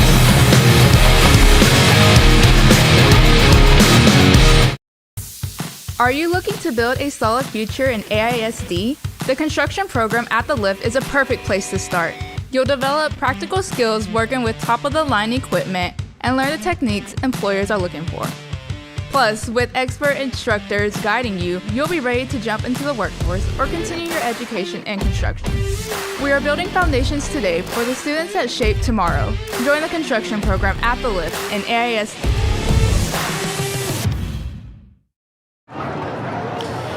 Abilene High tees it up again with 1:06 left here in the first half. Eagles leading 59-0. They've taken advantage of turnovers and takeaways and turned them into points as the left side of the scoreboard really heavy right now. Those 59 points, nothing for the Westerners. The ball teed up by Samuel Batinji and back deep for the the Westerners. And here is a pooch kick again. Fair catch called, 20-yard line. And that is where the Westerners will begin this possession with 66 seconds left in the first half. I've got a question for you, Chuck. Do you think Coach Rodriguez would ask for a running clock in the second half? I don't know. Usually that decision is made in pregame. The coaches will say, okay, if it gets to this point, we'll go with the continuous clock. And I'm sure that the coaches will agree when the time is going to be appropriate. Yep. Was that a non-answer? No, that was a good answer. Okay. You're right. Yeah, that was a good answer. So here it is, first down from the 25 of the Westerners. They're going right to left or south to north. Their quarterback, and Rena getting pressure. Now he's just running for his life, going to dump it out in the flat, and there's a penalty flag thrown at the line of scrimmage. That's going to be a hold on number 25, Bo Davis. And if Bo Davis doesn't make that hold, Rena gets sacked and probably fumbles, Chuck. So that's going to be a hold on Lubbock High. It's going to back him up 10 yards from the previous spot at the 25. So it's going to be 1st and 20 from the Lubbock 15-yard line. And the head linesman, he's getting the hiking merit badge, marking yardage back against the line of scrimmage. So the incompleted pass is going to stop the first half clock, 58 seconds. And now the Westerners are going to send 3 to the wide side of the field. That's to the right, single receiver to the left. Zach Rena, the quarterback, has Davis is running back to his right. Man goes in motion, and now Rena drops back. He's getting pressure. He is running, and he's going to be tackled at the 1. And you know, it almost looked like Bob Lilly chasing a Dolphin quarterback in the Super Bowl a whole bunch of years ago. But they didn't. They thought they had him for a safety. The officials are going to say, no, he was safe. But is there a flag on the field? No.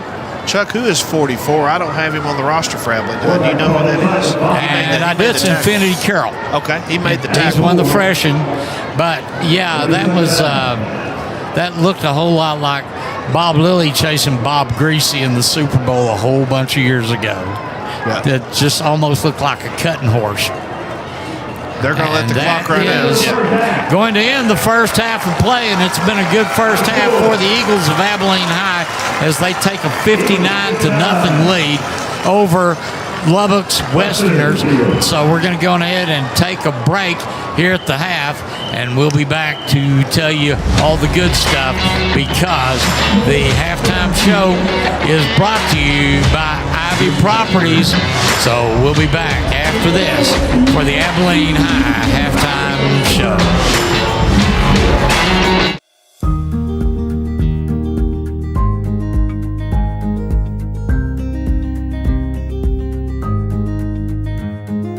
Honestly, yeah, I thought it was gonna be some kid like with the phone. Like, I didn't think it would be a whole guy. It's a whole guy. Hi, I'm Riley Wilkerson. I teach AP US History here at Cooper High School. So our AP class is preparing for an AP exam in May, and we have a lot of content that we have to get through. We go from about the 1400s to about the 2000s, and so one of the things that we're trying to prepare today is how we can process some of that information, especially through some active collaboration.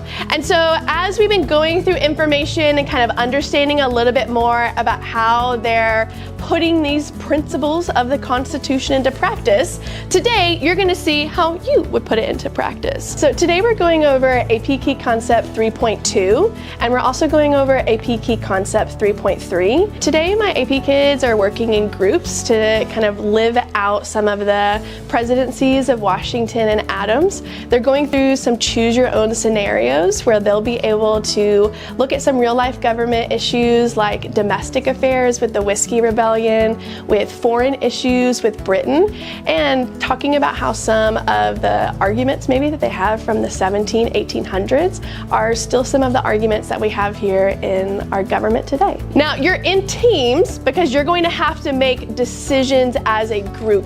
As they're working in groups, they're going to be having to agree together, and then once they've been able to decide which scenario they want to go with, one person will get up, they'll grab some of those scenarios, and they can see some of the causes and effects. And so being able to kind of live some of those decisions out will hopefully help them process, but it'll also help them bring a little bit of humanity to how the government works. And the more that we can understand about the processes of the past, the more equipped that we're going to be for whatever comes in our experiment of democracy for the future. I love being able to teach the juniors, and I get really proud of how much work they put in and how much they push themselves, especially from the beginning to the end of the year. College Board expects a lot of us, and so I'm always really proud of how far that they come, and I get excited about them becoming our future citizens as well.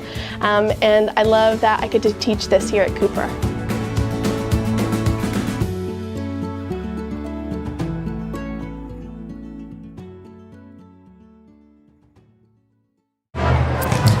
And welcome back to Shotwell Stadium in Abilene, Texas, and the Ivy Property Management halftime show. Our good friends at Ivy Property Management offer rental housing and top-tier customer service. A belief that people are just as important as priorities is the theme of this family business with family values. Move up to Ivy Property Management, putting people in their place for over 50 years. And here at the half, the Abilene Eagles lead the Westerners of Lubbock High School 59-0. And joining us is a member of the Board of Trustees of the Abilene Independent School District, longtime friend and a big Eagle fan over the years, Rodney Goodman. Rodney, you spent a great career as one of the top firefighters in the Abilene Fire Department, retired, and you didn't say, I'm going to go home and park my fanny on the couch. You've been busy in the community. You're now in your third term as a trustee? Second term. And you're also been involved in a lot of stuff, the nickel, but now you're one of the key people in the NOAA project. And we are so glad of you just continuing to give and make our community a better place. Thanks. I've been at the NOAA project for just over a year now. Let's see right now as we're on. Okay. All right, now let's see if that doesn't work, Matthew. I'm not getting any of his sound in our... You can tell we're country boys because we're fixing it with baling wire as we move. So I've been at the NOAA project. There we go. We've got meter deflection. So, Rodney, I guess the big thing we want to talk about right now, early voting starts here in a couple of days for the November statewide referendum. But one of the items on the ballot is the VATR, the voter-approved tax rate. And the purpose of that, the reason it's going in front of the voters, is to do some needed improvements from what we understand that are coming up for AISD. And the quote of the whole thing, while the education process has been going on, we've had your president of the Board of Trustees, Angie Wiley, we've had your superintendent, John Kuhn. John said, the reason we need to do this is we have some buses older than some of our bus drivers. Yeah, we have a pretty old bus fleet that we have not been keeping up with, so that would be one of the things that if this tax increase passes, it's a little different in that we get more money from the state if we actually do this, and it's hard to understand, but the tax rate consists of golden pennies and copper pennies, and the golden pennies that we would pass with this VATR are more valuable than the copper pennies. So we would not lose money in the future with these golden pennies. So it's advantageous for us to get this passed. And okay, we're going to get you a better microphone. Okay. And, unlike me, I'd rather you have a microphone. People can hear me without being hooked up. So, yeah, it's just like being in that pumper out of Station 1. Now you get your headset set, but it's very important for the community that people look at all of the issues on this voter-approved tax rate. And, I visited with Dr. Kuhn, and in my experience being involved in campaigns, working with campaigns over 40 years, I've seen very many successful voter elections. Now, counties and cities sometimes stumble on those, but right now, this is something that I think you've got a consensus of all your trustees that we need to let the voters decide, do they want this tax rate increase? Yes, the voters are the ones that kind of hold the key to this, and if it passes in the future, it will help us avoid sending money back to Austin. With the AI Lansing project out there, we have the possibility of becoming a rich school district like Midland, Highland Park, some of those that have to send money back to the state. So if this were to pass, those golden pennies I was mentioning earlier are the ones that we would get to keep regardless of how we compare to the rest of the state. So. Well, should this pass, and Ms. Wiley made this point when she was visiting with me a couple of weeks ago, that this tax increase would come in and it can help AISD pay down some of your debt, pay some of your interest in sinking, and you don't lose money to the state. It stays here to enhance operations. I'm looking out the window here and I'm seeing the lift. That's a success story for AISD since you've been on the board. Yeah, it's a great school. It's one of our A campuses, and we get transfers in from outside the district, which certainly helps us too. But speaking of the lift and the academic part, we are part of the system of great schools from the TEA. We've been doing that a couple years, and this last year, 23-24, we had 2 campuses that were rated A. And this last year, we have 6 that are rated A and B now. So that's one of our goals, is improving the academics. And we were up 34% of students now are sitting in A and B seats. We have a goal by 28-29 that 75% of students will be sitting in A and B seats. So we are actually a year ahead of our goal. This first year, I think we're going to try to get to 22% or something, and we surpassed that. This 34% is actually our goal for next year, so we're a year ahead of time on this academic piece. And right now, the halftime show going is the horn's a little loud. We're going to see if we can turn down the crowd mic so we can hear each other a little better. But I'm looking at the booth next door to us. There's a whole lot of successful Goodmen that are right here. Number one, your son, Carson. I'll always remember the Cedar Hill game in the 2009 state playoffs where he made the tackle at the 5 and then helped hold up the goal line stand over the Cedar Hill running back who ended up playing 4 years at Texas A&M and a couple of years for the Kansas City Chiefs. But Carson and that one play pretty much redefined the Eagles' effort to go on ahead and upset the number 1 high school team in the country, and that propelled Abilene High into the semifinals and the state championship victory over Katy. But your daughters, excellent student athletes, but I emphasize student more than athletes. Your family has just a good, strong history of leadership and participation at Abilene High. Well, thanks. They enjoyed their time at Abilene High and getting to play the sports as well, too. So catch us up if you feel comfortable with it. Where are your kids? And all of them graduates of Abilene High. They all graduated from Abilene High, all attended ACU, and then went on. Karsten had a master's from Texas Tech, and he's in the Metroplex and in the oil and gas business. Caitlin is in the Plano area and works for USAA, and our youngest is here and manages a couple of Airbnbs for us. Well, that's great that your family, first off, you got a daughter here. Ours, when she graduated from Cooper after Angelo State, she moved to Houston and said, the best thing about living in Houston is I'm 6 hours from mom and dad. You know, I'm kidding.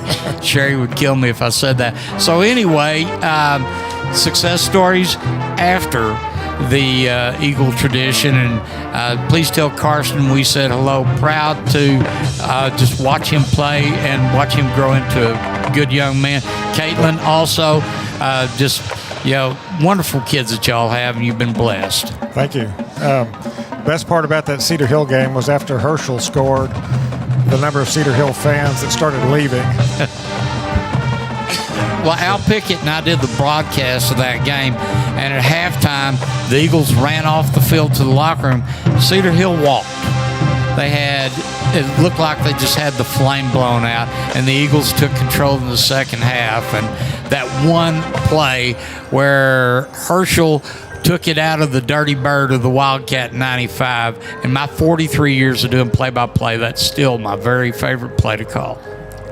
Good group of kids, good coaches. And, of course, Mike Fullen was on that coaching staff, and he's done a really good job with the Eagles. I think tonight he's very proud of them taking a huge lead into the locker room, but he's also emphasizing some of you guys that normally don't get your shirts dirty. The second half is yours. We've got a comfortable lead, and it's learning opportunities for the black and gold. Would you agree with me?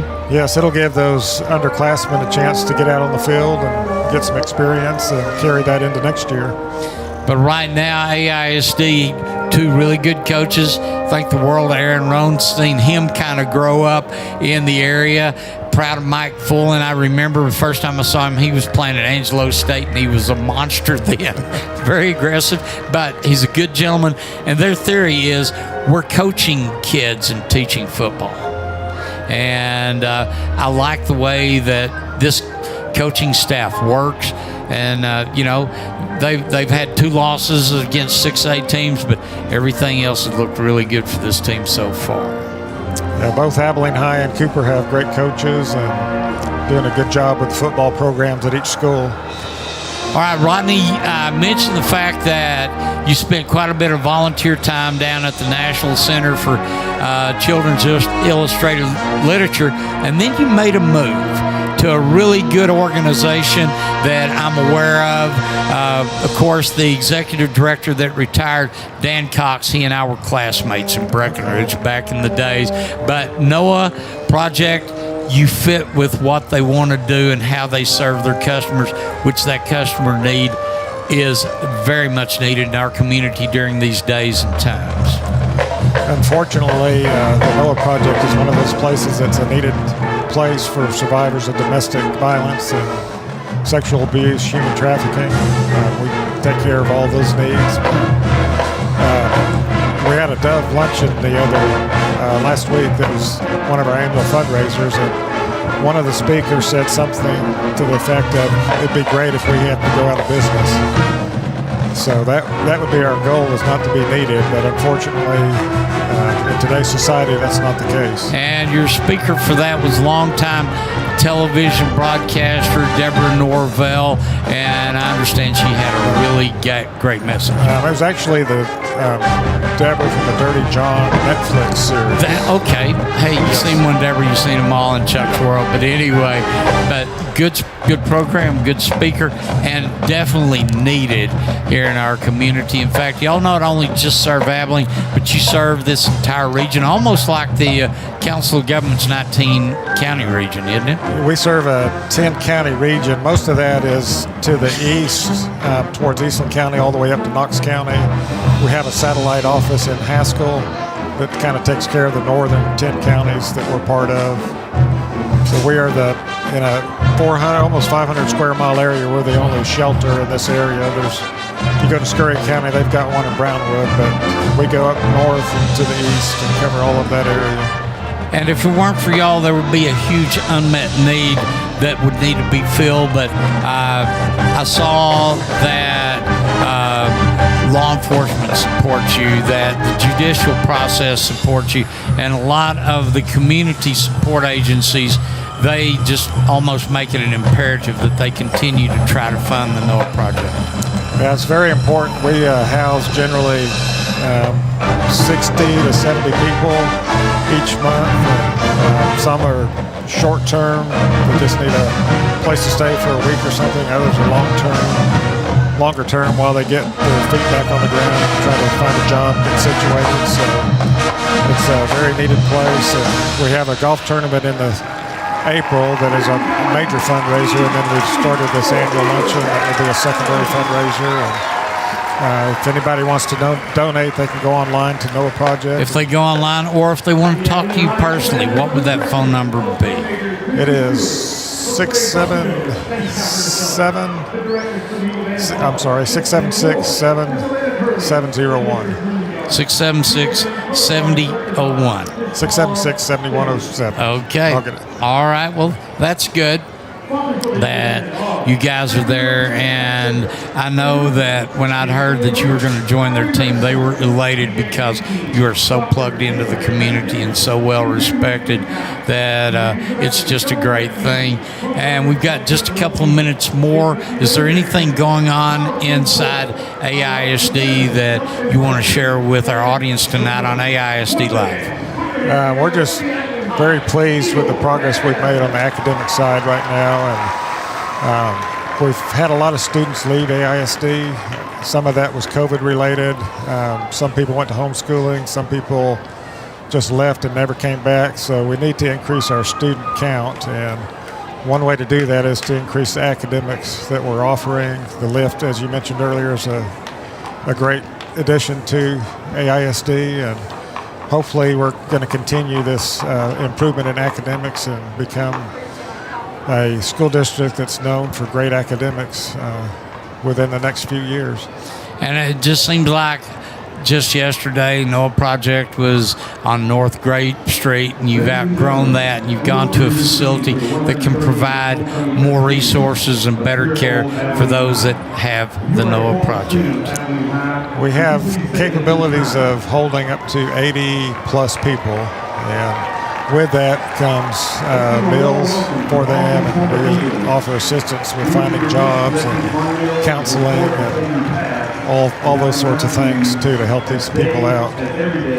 Well, those of us that have known you for a long time are proud to call you friend, and we just appreciate how you and your family have shared what you have and your resources and your spirit to make Abilene a better place to live. So thank you very much. Thanks for having me. All right, we're going to go ahead and take a break, and then we'll come back with Homecoming 25 festivities live from Shotwell Stadium. Here at the half, the Abilene Eagles lead the Lubbock Westerners 59-0. We'll be back on AISD Live. This is a member of FFA, participating in radio LDEs and ag mechanics. This is a member of the varsity tennis team that has been involved in community events such as Ag Future Day, Tour the Gap, Abilene Dancing Stars, and Meals on Wheels. She plans on paying her a social degree in diagnostic medical sonography and pursue a career as an ultrasound technician. This evening, she does work on her father, Matt. Our next nominee is Allison Bennett. She's daughter of April and Mark Bennett. Allison is 4 years starting from varsity volleyball, serving as team captain for 3 years. She's in the National Honor Society and is senior representative for the PCDP Club. Allie has been a volleyball referee for 2 years. She plans on attending Texas A&M University in Midland County at the May School of Business. This evening, she does work on her father, Mark. Next we present Addie Lee. She's a daughter of Rachel and Jeremy Lee. Addie's the captain of varsity cheer squad. She is a member of Packard, Holland Medical High School, National Honor Society, and is the senior class secretary. It is homecoming at Shotwell Stadium here tonight, and the homecoming court is being introduced. Greg, while they're all getting in their places, we'll tell you who the candidates are. But right now, you've got some very important numbers that our audience wants to hear. I do. We got some huge numbers for the Eagles. They had 15 first downs, 10 rushes for 136 yards, 216 yards passing, 12 out of 13, 23 total plays for 352 yards. They only had the ball 7 minutes, 7 seconds, penalized 4 times for 35 yards, no turnovers. Lubbock High had 1 first down, 17 rushes for negative 60 yards. They were 7 out of 12 passing for 27 total yards, 29 total plays for negative 33 yards. They punted 5 times. They had 3 penalties for 30 yards. They fumbled 4, lost 3 of them, and they had the ball 16 minutes and 53 seconds. So total domination by the Black Shirts, holding a team to negative 33 yards in the first half. And I've also got some scores from around the area. At halftime, Plainview and Cooper are tied at 21. The shocker right now is at Wiley. Wichita Falls Memorial leads Wiley 14-0 in the third quarter. Gymnet all over Breckenridge, 42-7 at half. Sweetwater, 38-7 over Comanche at half. That's kind of a surprise. Hamlin and Roscoe tied at 0 at half. Albany 47-0 over Winters. Stanford 28-6 over Anson. Hawley 39-6 over Aldney. And one other player we need to talk about, I call him the player of the half, is number 50, Jaden Starks. 2 fumbles for touchdowns and 1 fumble recovery. He had 3 turnovers. And I'm telling you, Chuck, the Black Shirts did exactly what we wanted them to do in the first half, is complete domination. And the offense hasn't really done much. I mean, they've only got 352 yards. You figured they'd have 600 yards with a score of 59-0. And Greg, the homecoming court of Abilene High for 2025 is being introduced here at Shotwell Stadium.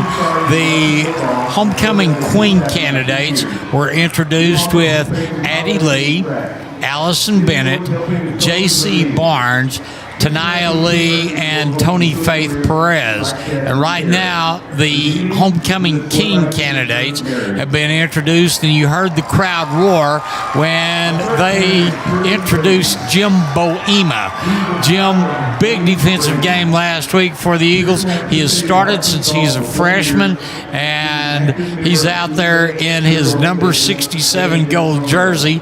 Also, Pearson Braden has been introduced, and coming up is going to be Dylan Barton, and then Luke Jackson and Anson Kobaruvius will also be introduced next. He's being escorted by his mother, but a great-looking group of candidates for the 2025 royalty of Abilene High. As Kobaruvius, they're talking about his accolades as he's been introduced, and we've got one more to walk up, and that will be Luke Jackson. And then they will announce who the 2025 homecoming court for Abilene High is, and the Eagle palm group, as their palms waving, they've been looking at it. A great crowd, the Eagle band, great performance. And once again, I just want to say thank you to Abilene Independent School District trustee Rodney Goodman coming in and visiting with us here at the half. And this is just one of the great events that we get to share with you, our listeners on AISD Live. And Greg, just right now, while we're waiting for the moment of the crowning of the King and Queen for 2025, the teams are, well, the Eagles are out of the locker room. They're sitting on the south berm, and 2 of their teammates are in the firing line to see who gets to be the next king or queen. So that will happen in a moment, as you just look at what a great crowd, and they appreciate their student athletes and their student participants at Abilene High. And right now we'll have the announcement of who the Eagle royalty will be. The crowd is really into this. It's a huge crowd. Have you seen how many people are Yes, I have. Yeah. Luke Jackson is homecoming king for Abilene High, and they will crown him with the honor of being selected as Principal Emmy Siebert is there to present that. You've got student representatives and our AISD Live cameraman, Mike Claspel, on top of that. But, yeah, Luke Jackson is the 2025 Homecoming King. And now the Queen. 2025 Homecoming Queen is Tanaya Lee. And Tanaya Lee is the homecoming queen for 2025 as she's getting a hug by her dad, and now she will come and receive the crown. And we can say that a lot of good qualified candidates.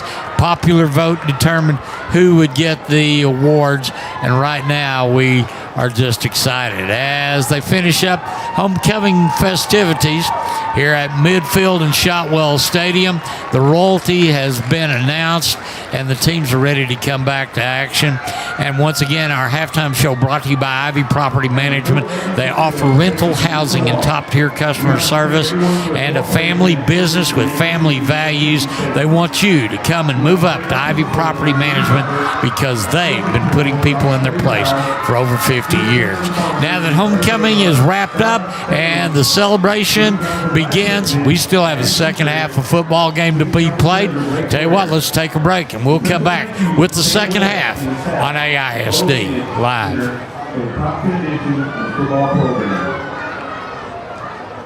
Interview, Jacob, 1.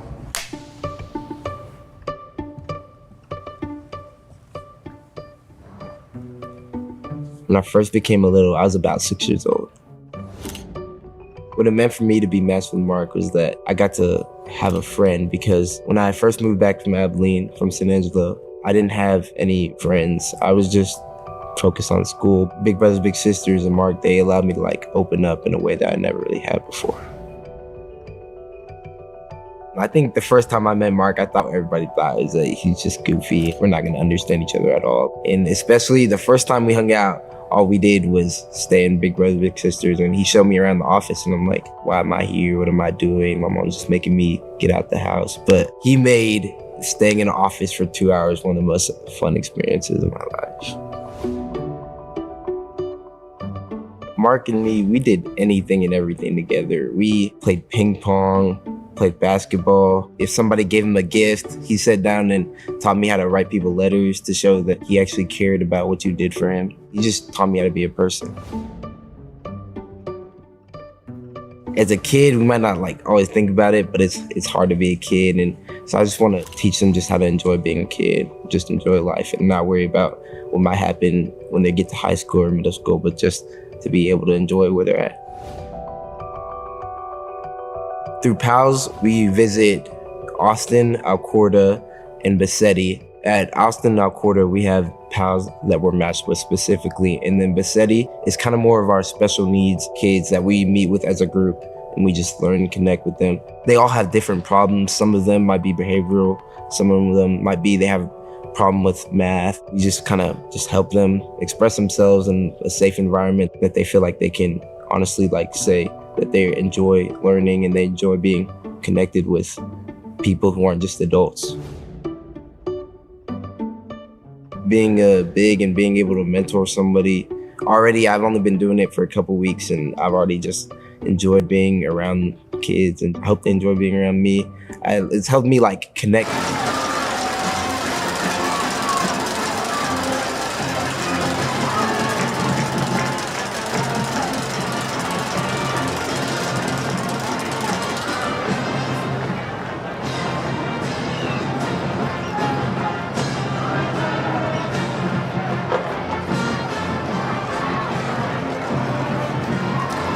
And the teams have emerged from the locker room. We're ready to start the second half of our game between Abilene High and the Lubbock High Westerners. Eagles leading 59-0 as they won the coin toss and took the opening kickoff, and Abilene High scored quickly with just 59 seconds in the first quarter, and then the Avalanche started on the scoreboard. So the Eagles will receive the kickoff, which, Greg, this is the first time all night Lubbock High has kicked the football. I know what it is. It's just the first time they've kicked off in anything tonight, so except for punting. So for Abilene High, back deep to receive the kickoff, you've got Braden Henry along with John Rangel and Majula Boso. Boso picks it up at the 4, starts his return to the 10, 20, cuts outside to the 25, the 30, still going at the 35, and that's where he'll be stopped. Excuse me, the ball carrier was Jordan Brown. Jordan Brown getting a lot of carries tonight and a lot of playing time, and he's done real well. Good return, and Abilene High in business. 1st and 10 at their own 36-yard line. So here comes the Eagle offense with 59-point lead as we start the second half. I'm Chuck Statler along with Greg Knuckles, and we are ready for this game. Matthew Pelletier is our broadcast engineer, and we've got an all-student production cast from AISD. So here we go to start the second half, as the quarterback for Abilene High will be Tristan Beal. Splitting out way to the right for the Eagles is going to be Aaron Brown. In the backfield running the football will be Josh Castillo. Pair of receivers off to the left, single receiver to the right. Beal looks, fakes. Now he's going to roll outside and just dump it into the sideline as the pressure is coming on, and so it goes down as an incomplete pass. Brings up 2nd and 10 with 11:43 on the third quarter clock.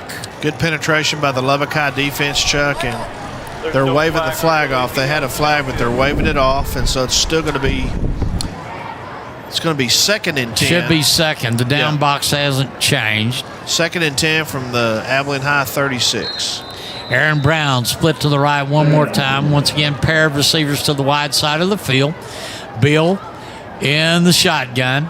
He's going to move Castillo over to his left, and this time throw it out in the flat, and it goes off of the fingers of Jeremiah Collins. Yeah, just to kind of overthrew that pass, and I'm seeing a lot of the second team offensive line in now for Coach Fullen. A lot of second team guys finally getting their chance to play tonight, and this is a good game to get everybody that doesn't get to play every week. You have to get some playing time. And, you know, Caden Camp has been one of the Eagle kickers. Now he's going to come in and line up at tight end on the right. 3rd down coming up for the Eagles. Beal going to give the ball to Castillo. He goes to the right to the 40, cuts inside to about the 44-yard line. That'll bring up 4th down, so Abilene High should punt for the first time tonight. I would think so, but you never know. 4th and you got 4th and 3. You might, he's going to punt. Well, you got 4th and 3, but the football's on your side of the field, so going ahead and punt. And the punter for Abilene High is going to be Jeremiah Galvan, and back is a single safety for Lubbock High. Galvan will be punting the football, which will be snapped from the 43-yard line. Nice clean snap. He gets a dandy off. Oh, my goodness. Got to call mission control for that launch as it lands at the 20 and takes an Eagle roll to the 18. Yeah, that kick was almost blocked. That Lubbock High defender got in there and almost blocked the kick, but Lubbock High now with their first possession of the second half, 10:33 left in the third quarter, at their own. They spot the ball at the 20-yard line. And right now the umpire is going to move it to the 19. Greg, this is a good officiating crew. You know most of them. Yeah, Tony Gonzalez, I have known him for a long time. He's moved up in the ranks and done a good job at refereeing. Of course, I called a lot of games with Jerry Gordon. So it is 1st down from the Westerner 19-yard line. Their quarterback is Zach Reyna. Reyna hands off the running back is going to be Bo Davis. He tries to go between left guard and tackle, and he'll be taken down at the 24-yard line. That'll bring up 2nd and 5 for the Westerners.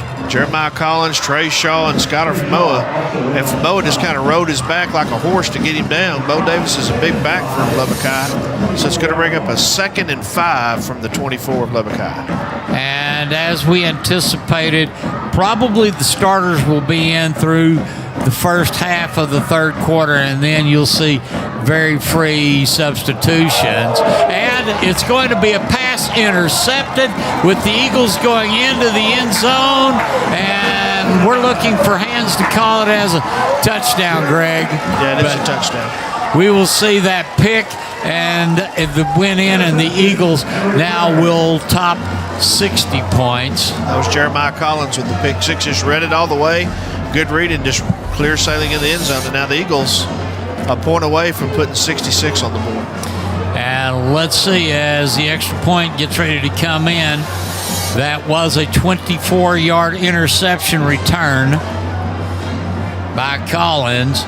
Here's the snap. Here's the kick. Bentingi's kick is up and good with 9:48 left on the third quarter clock. Abilene High 66 and Lubbock High nothing. We're back in a minute on AISD.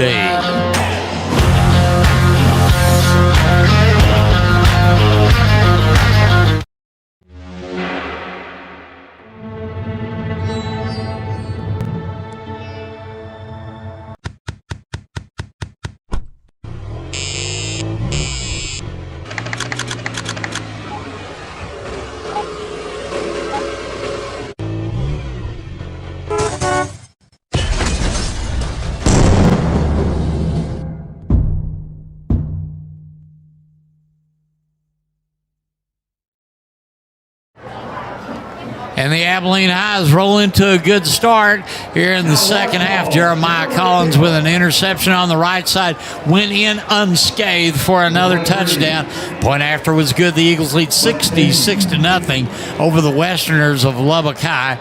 As now Samuel Bentingi is ready to kick, and it's going to be a high end over end kick bouncing through the end zone for a touchback. So Abilene High will now let the defense come in and try to take control. If they never did have it, they've had it the whole game. But the Westerners will have a 1st and 10 at their own 25-yard line. Got a score from Lowry Field in Lubbock. We're watching this game closely. 5:37 left third quarter. Tascosa leads Monterey 21-14. And our score, Abilene High 66, Lubbock High nothing. 1st and 10 for the Westerners. The umpire spots the football in the middle between the hash marks as it looks like Reyna going to hand off to one of his running backs, and carrying the ball for Lubbock High on that one was Harrison Alexander. That's only his 3rd carry in the game. Chuck, what I like is the backups on defense are still swarming the football, and that just reflects Coach Williamson and Coach Aguirre, the defensive coaches for the Eagles. These backups getting a chance to play, still swarming the football. Got a score from Plainview. Cooper leads Plainview 28-21 now in the third quarter. 1 yard loss for the Westerners. They'll move the football back to the 29-yard line, 2nd and 11, as they break their huddle. They went no huddle most of the first half, but now Zach Reyna taking the snap, gives running back, hit at the line, and Davis is going to be stuffed by the right side of the Eagle defense, and it'll be another loss coming up, bringing up 3rd and long once again, as the Cobra, Anson Coparuvius, made the tackle for Abilene High. With help from number 28, Le'Veon Kuntz as well. So the Cobra, the homecoming king nominee, in on the tackle. Third and 11 for Lubbock High. On 3rd down coming up, Reyna spreads them out to the left, to the right. Long count. And now he's changing his play at the line through an audible. Takes a snap, drops back, looks, wants to go to the right. He has a receiver with a catch at the 39-yard line. And the linesman may say he got to the 40. That may be a 1st down.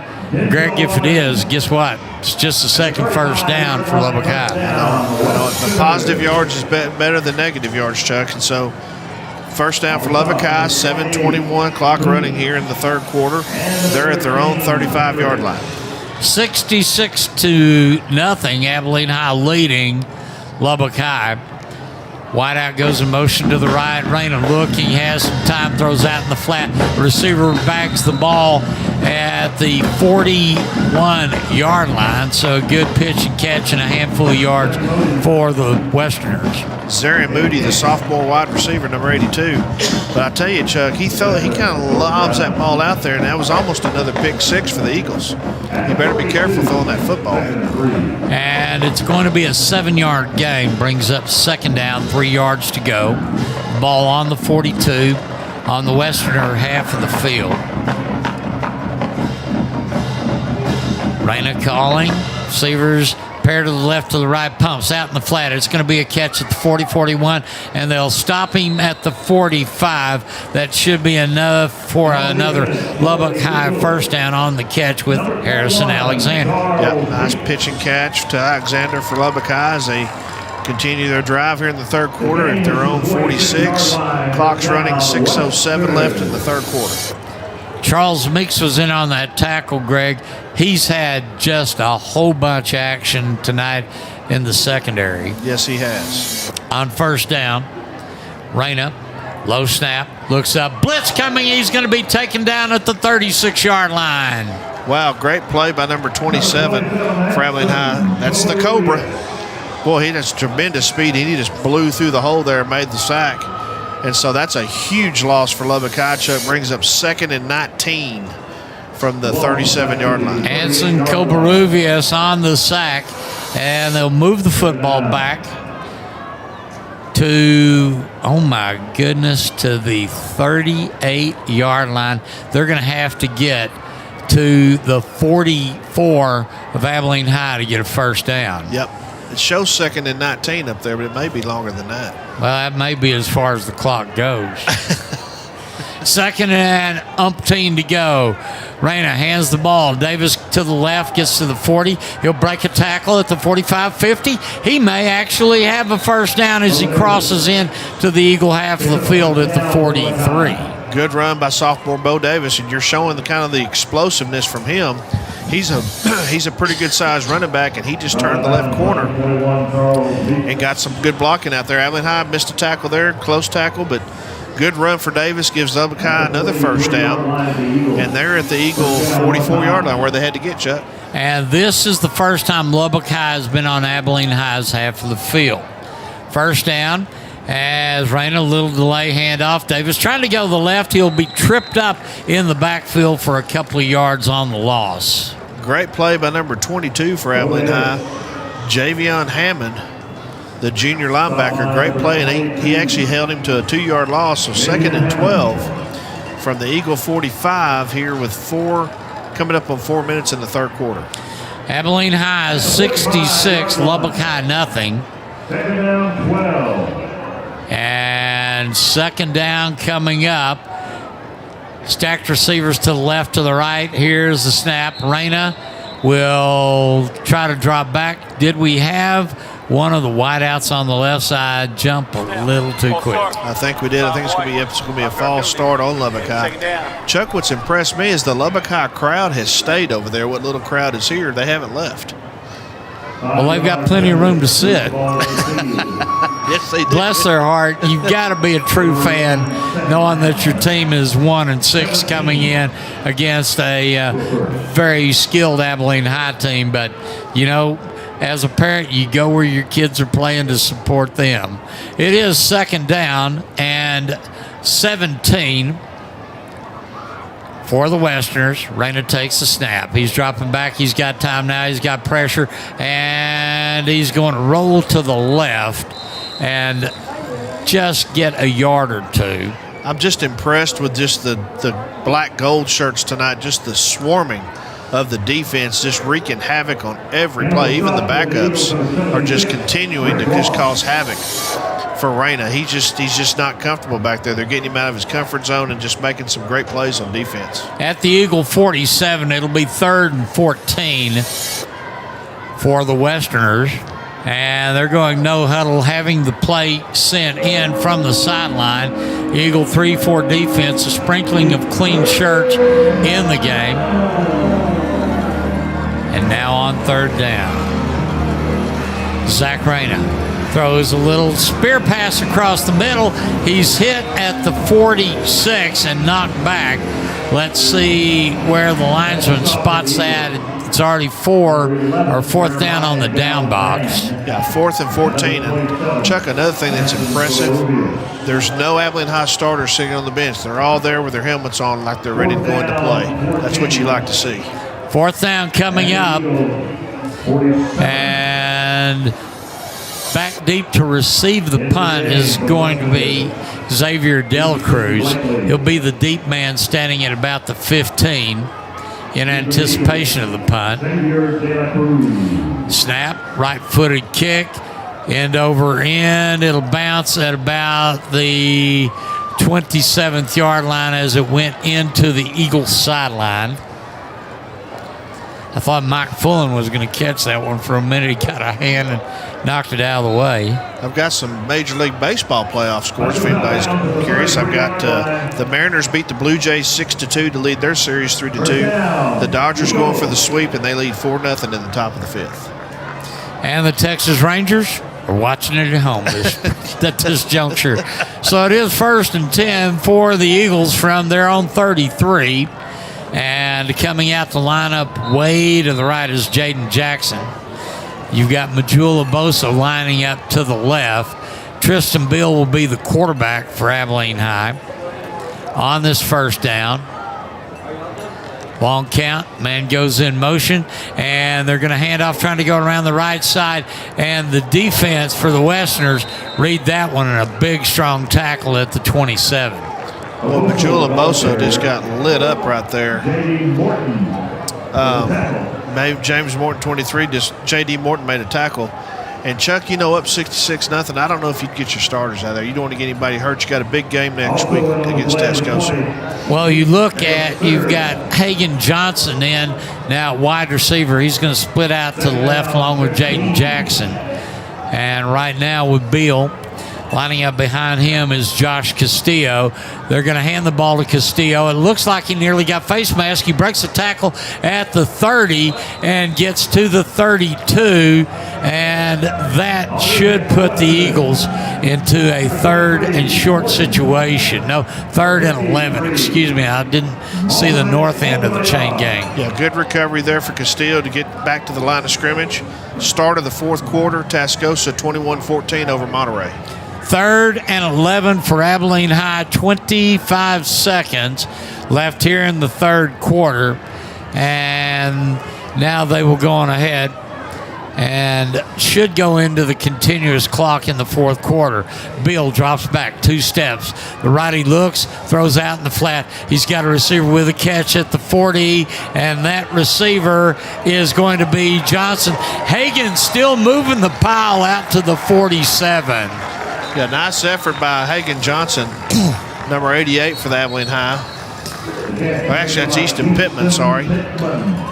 And we've got it is Easton Pittman. We've got a Lubbock High Westerner down at the 45-yard line on the front of the Eagle bench. And the 3rd quarter clock has expired. We've played 3 12-minute quarters in tonight's district contest as we swap ends of the field. Your Abilene Eagles 66 and the Lubbock Westerners nothing. We'll be back with the 4th quarter here on AISD Live.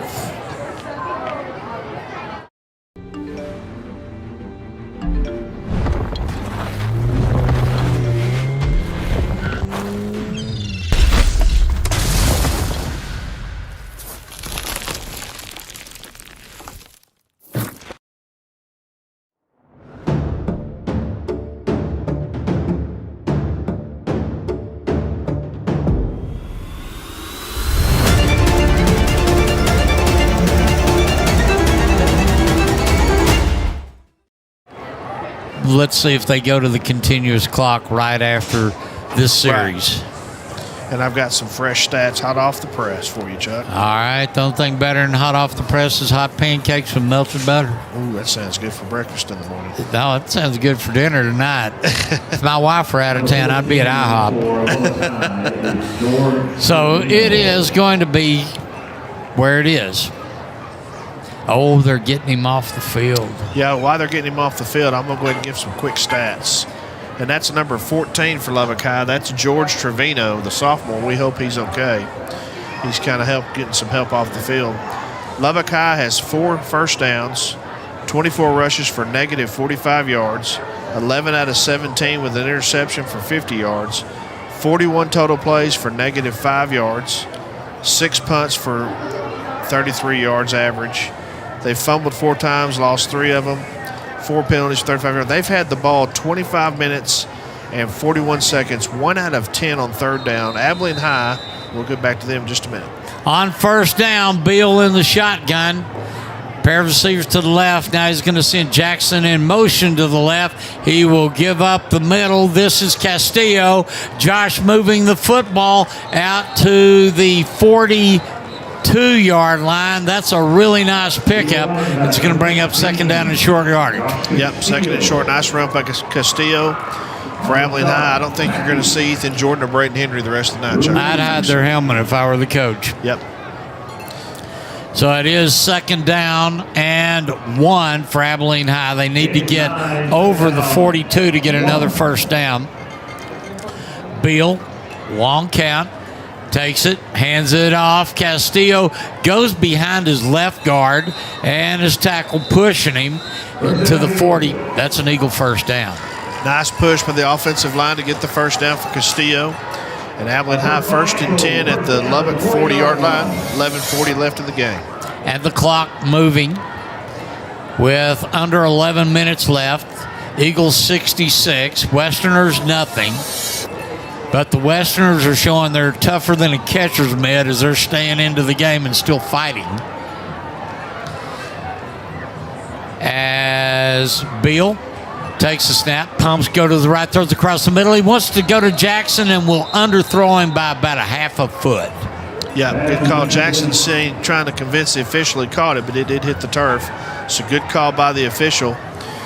And Abilene High stats, Chuck, well, got a quick second. They have 16 first downs, 12 rushes for 147 yards, 14 out of 17 for 227, 29 total plays for 374 yards. They've had 4 penalties for 35 yards and had the ball for 10 minutes and 19 seconds. Second down now for Abilene High. The incompleted pass did not stop the clock. We are in a continuous clock right now, as agreed on by the coaches. They're going to give the ball Castillo. He goes into the line. They grab a handful of his shirt like it's a beach towel and chunk him down for a loss. Yep, nice play by Lubbock High's defense. Going to bring up third down. And right now, the Eagles looking pretty good. Josh Castillo a little frustrated that he ran into that big pile of white shirts. It is third down and 10 for the Eagles from the 40. They need to get to at least the 30-yard line of the Westerners. As you see, pass across the middle, caught at the 45, into the 30, and going across the middle, Castillo with the catch at the 30 and moves it all the way down to about the 7. That's first and goal for Abilene High. Great pass from Bill to Castillo. Castillo doesn't trip, he scores, but Abilene High in business. First and goal at the 7. Clock running at 9, coming up on 9 minutes. But you know, I said that the Westerners' defense is as tough as a catcher's mitt. Josh Castillo is tougher than a saddle. That's tougher than a catcher. That is tough. So it is first and goal for Abilene High. The line of scrimmage is the 7-yard line on the Westerner half of the field. As Bill gives up the middle and trying to get inside the 5. And is that a penalty flag that was thrown at the pylon? No, it's not, Greg. No. He got to the 2-yard line, so it's going to be second and goal at the 2. 8:25 and counting here in the fourth quarter on the continuous clock. Eagles came out just a fantastic lead, led 59-0 in the first half. They've added a second touchdown here in the second half. And going wide for Abilene High is Easton Pittman as the quarterback Bill sends a man in motion to the right, and that's where Jackson's going to stop. Give the ball. Castillo goes into the pile led by his guard, and that is going to be an Abilene Eagle touchdown. Nice run by Castillo just to follow his blockers into the end zone. And now Abilene High a point away, leading 72-0, Chuck, here in the fourth quarter, 7:49 left. And the homecoming crowd got exactly what they wanted tonight, Chuck. And so it will be a point after try as the Eagles will see the kicker. And this time it is going to be up and good. And the extra point will put the Eagles in the 73-0 category as we still have 7:49 left in the game. We're back in a minute on AISD Live.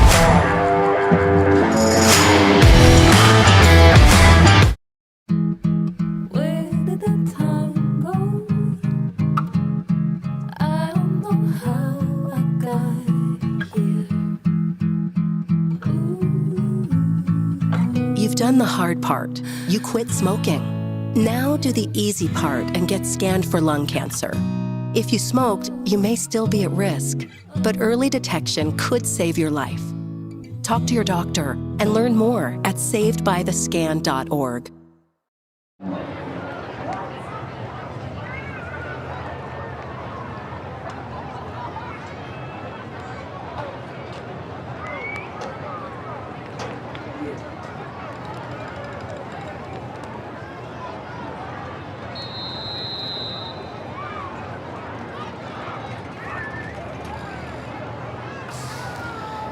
And the Eagles get ready to kick off to the Westerners.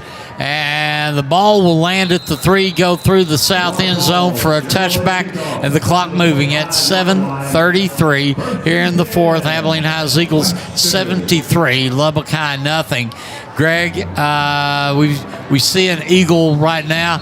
Probably at this juncture with the humidity and a little warmer temperature, you may see a cramp down there, but we are definitely not certified to do medical opinions. So the trainers are going to go out and take care of that young man. But so far, the Eagles, they came out strong and led 28-0 in the first quarter. Took a 59-0 lead in at half. Have added 2 more touchdowns since then, leading 73-0. They've gotten the field goal. They've scored defensively. They've scored offensively. And it's just been a good game for Abilene High to be able to host a game like this for the homecoming crowd. You know what I like to see a while ago? The head coach of Lubbock High was helping try to get that cramp out. He was out there helping the Abilene High player. That's class. That's a class act right there. Greg, let's look at some of the clean shirts on the field right now. You've got Brent Ross in at nose guard. And let's see who else you've got out there for the Eagles. Defensively, you've got one of the newer players up. We don't have a name on number 18. And here on first down, Reyna looks, Reyna throws. It's going to be caught at the 30. He will pull an Eagle tackler with him to the 32. Good gain. And let's look, see who else is out there. You've got Stephen Wright in the secondary as well as Jaden Brown Johnson. So you've got some sprinkling of new shirts in there. Jamari Reed in the secondary. Still a 3-4 defense. Pass to the right. He's going to catch it, try to cut in, and the Eagles are going to stop him at the line of scrimmage. Good hustle coming up by Charles Meeks. Hey, do you know, Chuck, some of these kids are getting their first time to play this season, and you know they're foaming at the mouth. They'd like to score them a touchdown, a pick-up, fumble, run in for a touchdown. 73-0, Abilene High leading. Continuous clock says 6:17. And it is 3rd down and 1 for the Westerners. Pretty much their offensive starters have stayed in the game. The Eagles have substituted freely. Under 6 minutes now. Reyna, long count.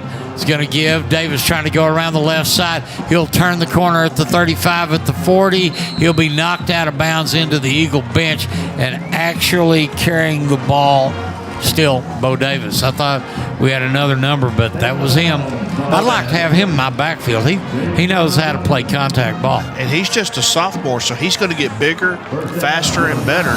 So Lubbock High's got some young players on their team, and they've got a good offensive line. They're big offensive line, and Coach Rodriguez seems like he's trying to get them in the right direction, Chuck. It is first down for the Westerners. 1st and 10. The ball on the 43.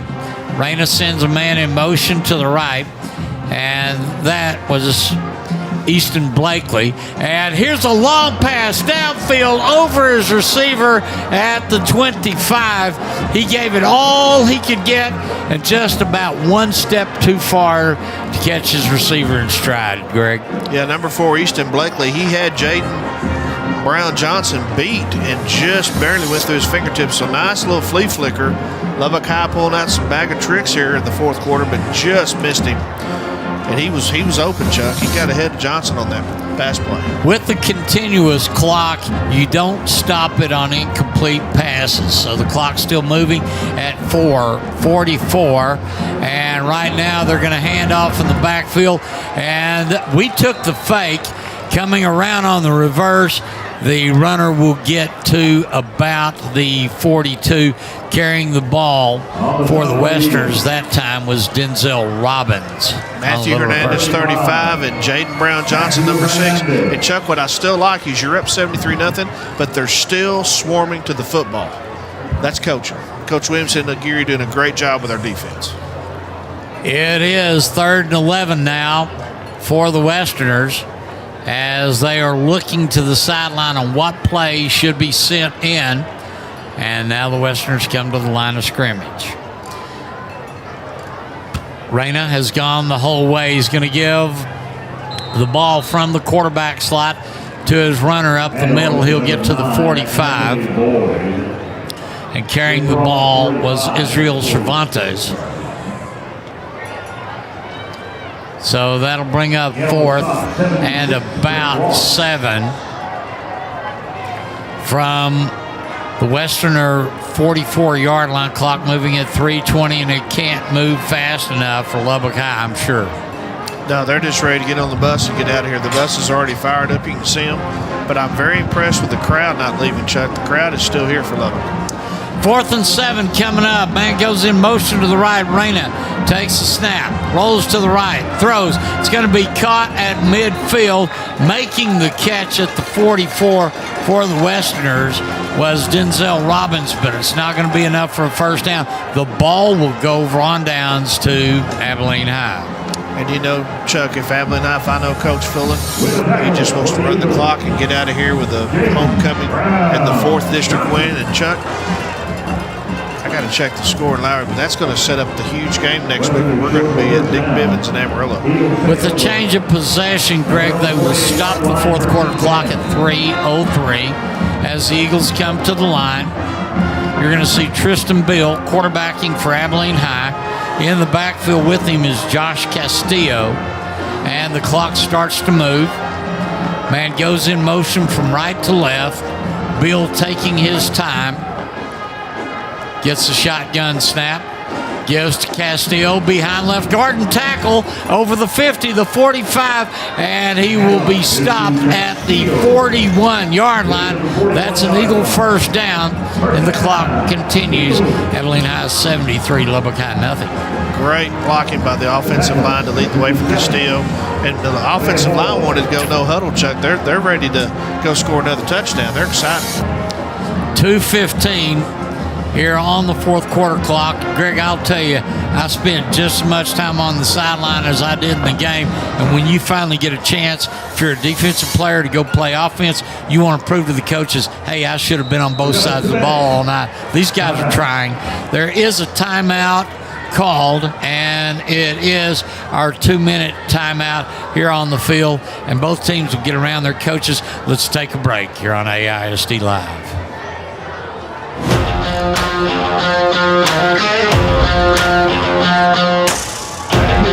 Hey future creators, are you ready to dive into the exciting world of video production? AISD's Digital Communications program is where your journey starts. Take 3, Mark. You can design the next iconic promo, broadcast all the big games, and produce your own short films all at the Lift, where you'll get hands-on experience with the latest gear like cameras, sound mixers, lights, and more. Let your creativity shine. Start your journey in digital media with AISD.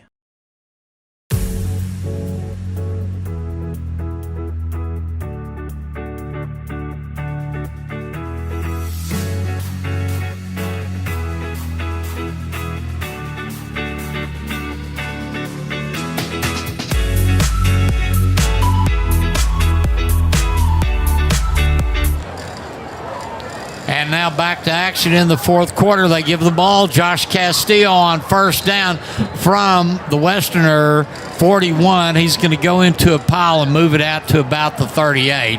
Clock moving at 1:40. Abilene High leading 73-0. And the Eagles probably just need a couple of plays moving it. I don't even think they're going to need a first down to let this one go, because they're going to take their time and let the clock pretty much take control of what's happening on the field. Well, the district championship game is set, because right now with 5:42 left at Lowry Field in Lubbock, Tascosa leads Monterey 34-14. And our score, Abilene High 73, Lubbock High nothing.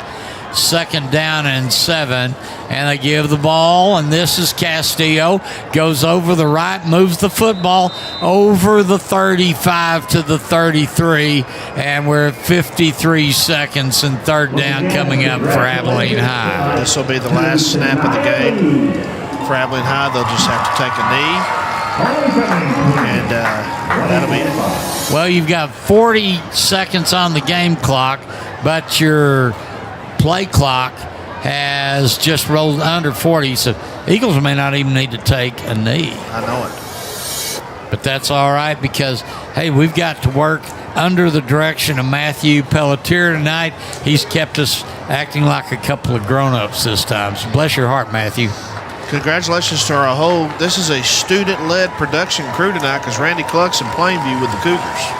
And we just want to say thank you to our student broadcast crew as the two teams line up in midfield and shake hands.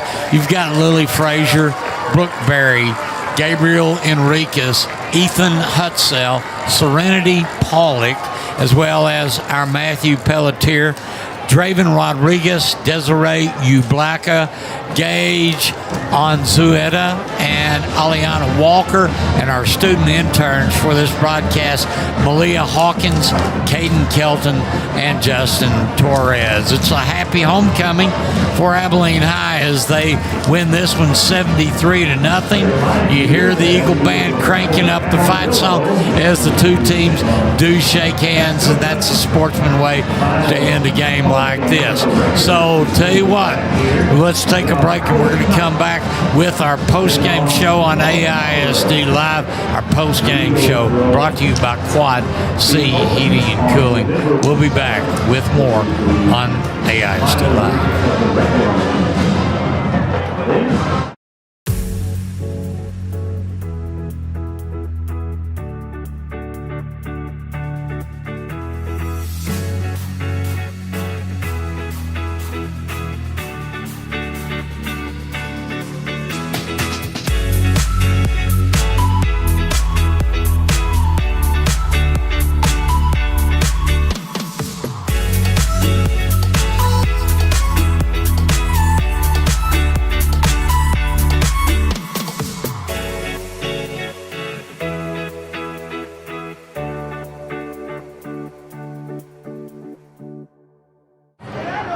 And a happy homecoming crowd here at Shotwell Stadium tonight as the Eagles of Abilene High have prevailed against district foe Lubbock High at 73-0. Welcome to the Quad C Heating and Cooling post-game show. Remember, Quad C Heating and Cooling delivers fast service, expert repairs, and full installations. Don't wait. Call Quad C Heating and Cooling at 325-480-1404. Abilene, stay cozy in the winter and cool in the summer with Quad C Heating and Cooling. And welcome to the post-game show.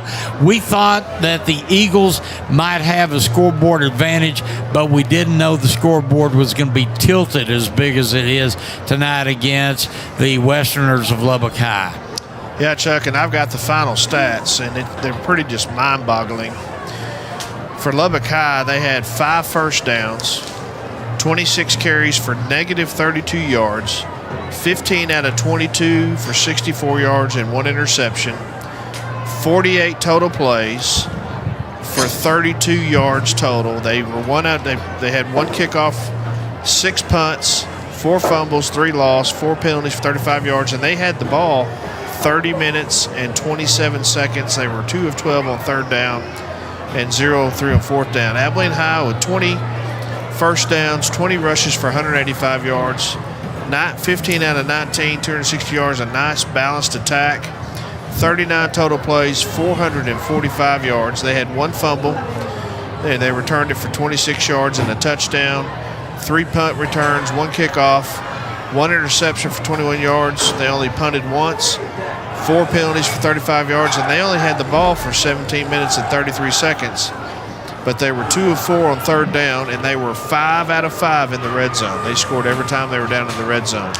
So Abilene High very, very efficient tonight. Coach Fullen's got to be pleased with the defensive side of the ball and the offensive side of the ball. And what a class act by Lubbock High. You just get beat 73-0. Now take your helmets off out of respect of the Abilene High School. So Coach Rodriguez has got him a good program going over there, Chuck. He's doing some good things. We have seen a lot of programs throughout West Texas that just get to a point where you got to start all over from scratch and rebuild, and that's what they're looking at. In fact, I think they're looking basically towards next year and a whole different spirit for that team.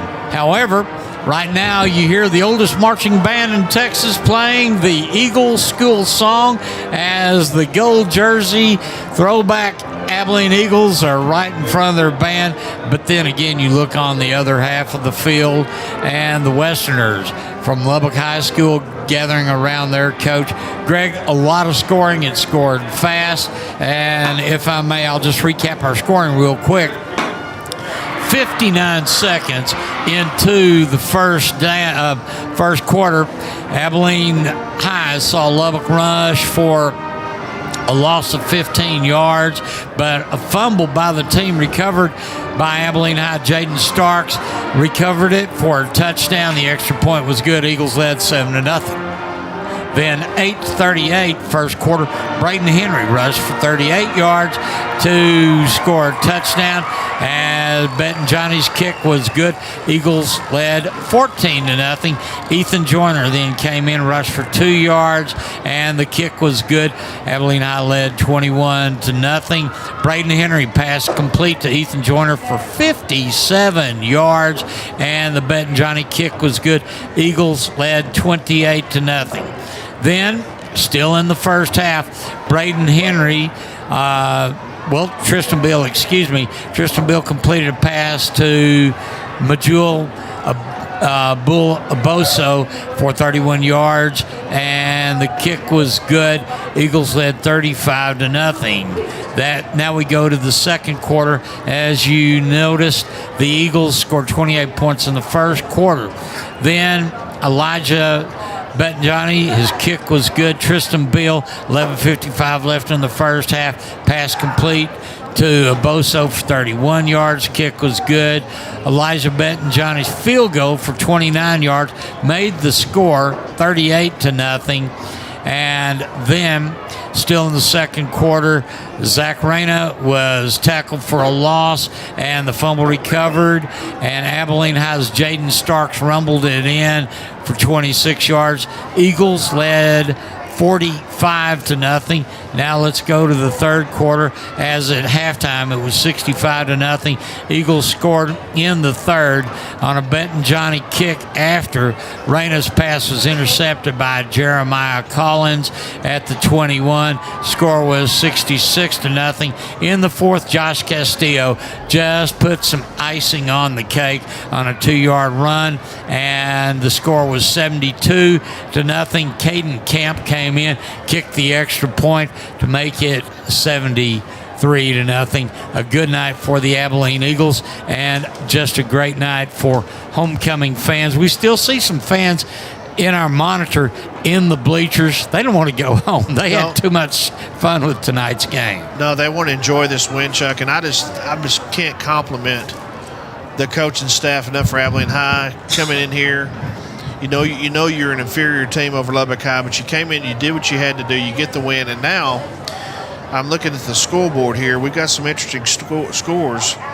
Cooper and Plainview, 35-28 Cooper with 7 minutes left, but in our district, with 5:19 left, Tascosa leads Monterey 35-21. If that score holds up, Chuck, that sets up the showdown. Abilene High and Tascosa are both undefeated in district next week. And Abilene High knows how to win at Bivens Stadium in Amarillo, so I don't honestly see a home field advantage in that. But you know Coach Plunk up there, and you know him pretty well. He'll be ready for Abilene. Well, he'll think he'll be ready for Abilene High. Well, and he's actually at home here because he was on Jack Kaiser's coaching staff at Abilene Christian back in the day. But, yeah, Plunk will have his team ready. And, by the way, there is another Plunk at ACU, an assistant coach. Wow. And so his son, who was a really good quarterback, is now coaching for the Wildcats. But you're right, it's going to be a dandy, and we want everybody to get ready next Friday.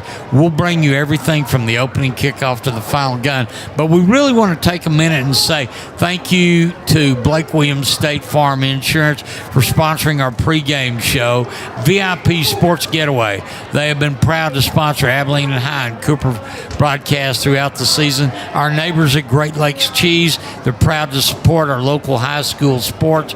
And then, of course, Ivy Property Management, our halftime show sponsor. Once again, they want you to move up to property management.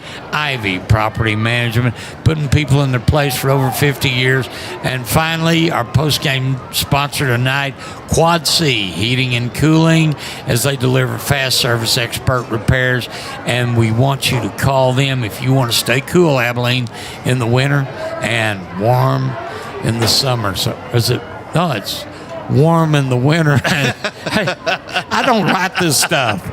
It's just in front of me. But Abilene High now looking at a 6-2 mark with 2 games left in the season. So we've clinched a playoff spot for sure tonight with 2 games to go. We're 4-0, and of course, if we win next week, well, we still got 2 games to go.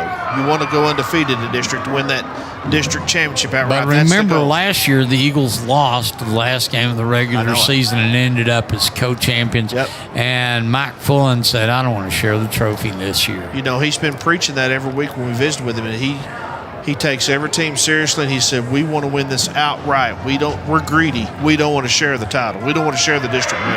And he's a great man and a good leader for this young Abilene Eagle program. But just looking at the game tonight and how the Eagles were dominant, scoring after the first 51 seconds on a turnover.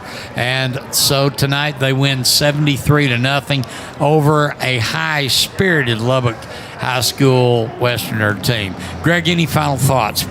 Well, before I get my final thought, Cooper pulling away from Plainview now. 4 minutes left, 42-28 Cougars. So Coach Roan and the Cougars looking good, making their playoff push as well.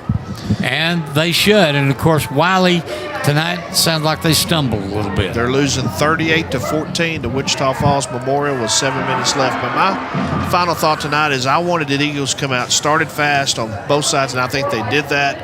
They set the tone early, scoring 28 points in the first quarter and never looked back. And I think this was a good tune-up to get ready for Tascosa. And you know, Chuck, and correct me if I'm wrong, but Tascosa runs that old-timey misdirection offense. Well, it's a broken bone. It's basically an Air Force Academy offense, but it's a broken wishbone where you can do the triple option, you can break it out and throw the ball. They will use many facets to try to take advantage of Abilene High, but they also have a persistent defense, and they like to stay in your backfield as much as you want them out. Right, and I'm looking forward to another trip to Amarillo with you. We had a good time last time, and looking forward to next week, and I'm excited about this game and looking forward for another district win from the Eagles. And right now we're looking at highlights on the big screen here, and I'm still seeing Carroll, the freshman from defensive tackle, making himself at home on top of the quarterback on the big sack. But I think the defensive player of the game tonight, in my opinion, I give it to number 50, Jaden Starks. And well-deserved. You could have picked anybody, but his presence was definitely a major difference in tonight's victory for Abilene High. Greg, any final thoughts as we get ready to say good night from the home field of the Abilene Eagles, Shotwell Stadium? Great homecoming win, and I'm looking forward to being with you at Dick Bivens Stadium next week in Amarillo. And once again, our post-game show sponsor, Quad C Heating and Cooling. Thank you. Give them a call at 325-480-1404. For Greg Knuckles, tonight we're just tickled to death to have you. And for the entire AISD production team, Matthew, you're awesome. You've taken care of us two old guys tonight. So thank you very much. We say good night from Shotwell Stadium. And God, please bless Texas because the legislature's in session. Good night, everybody.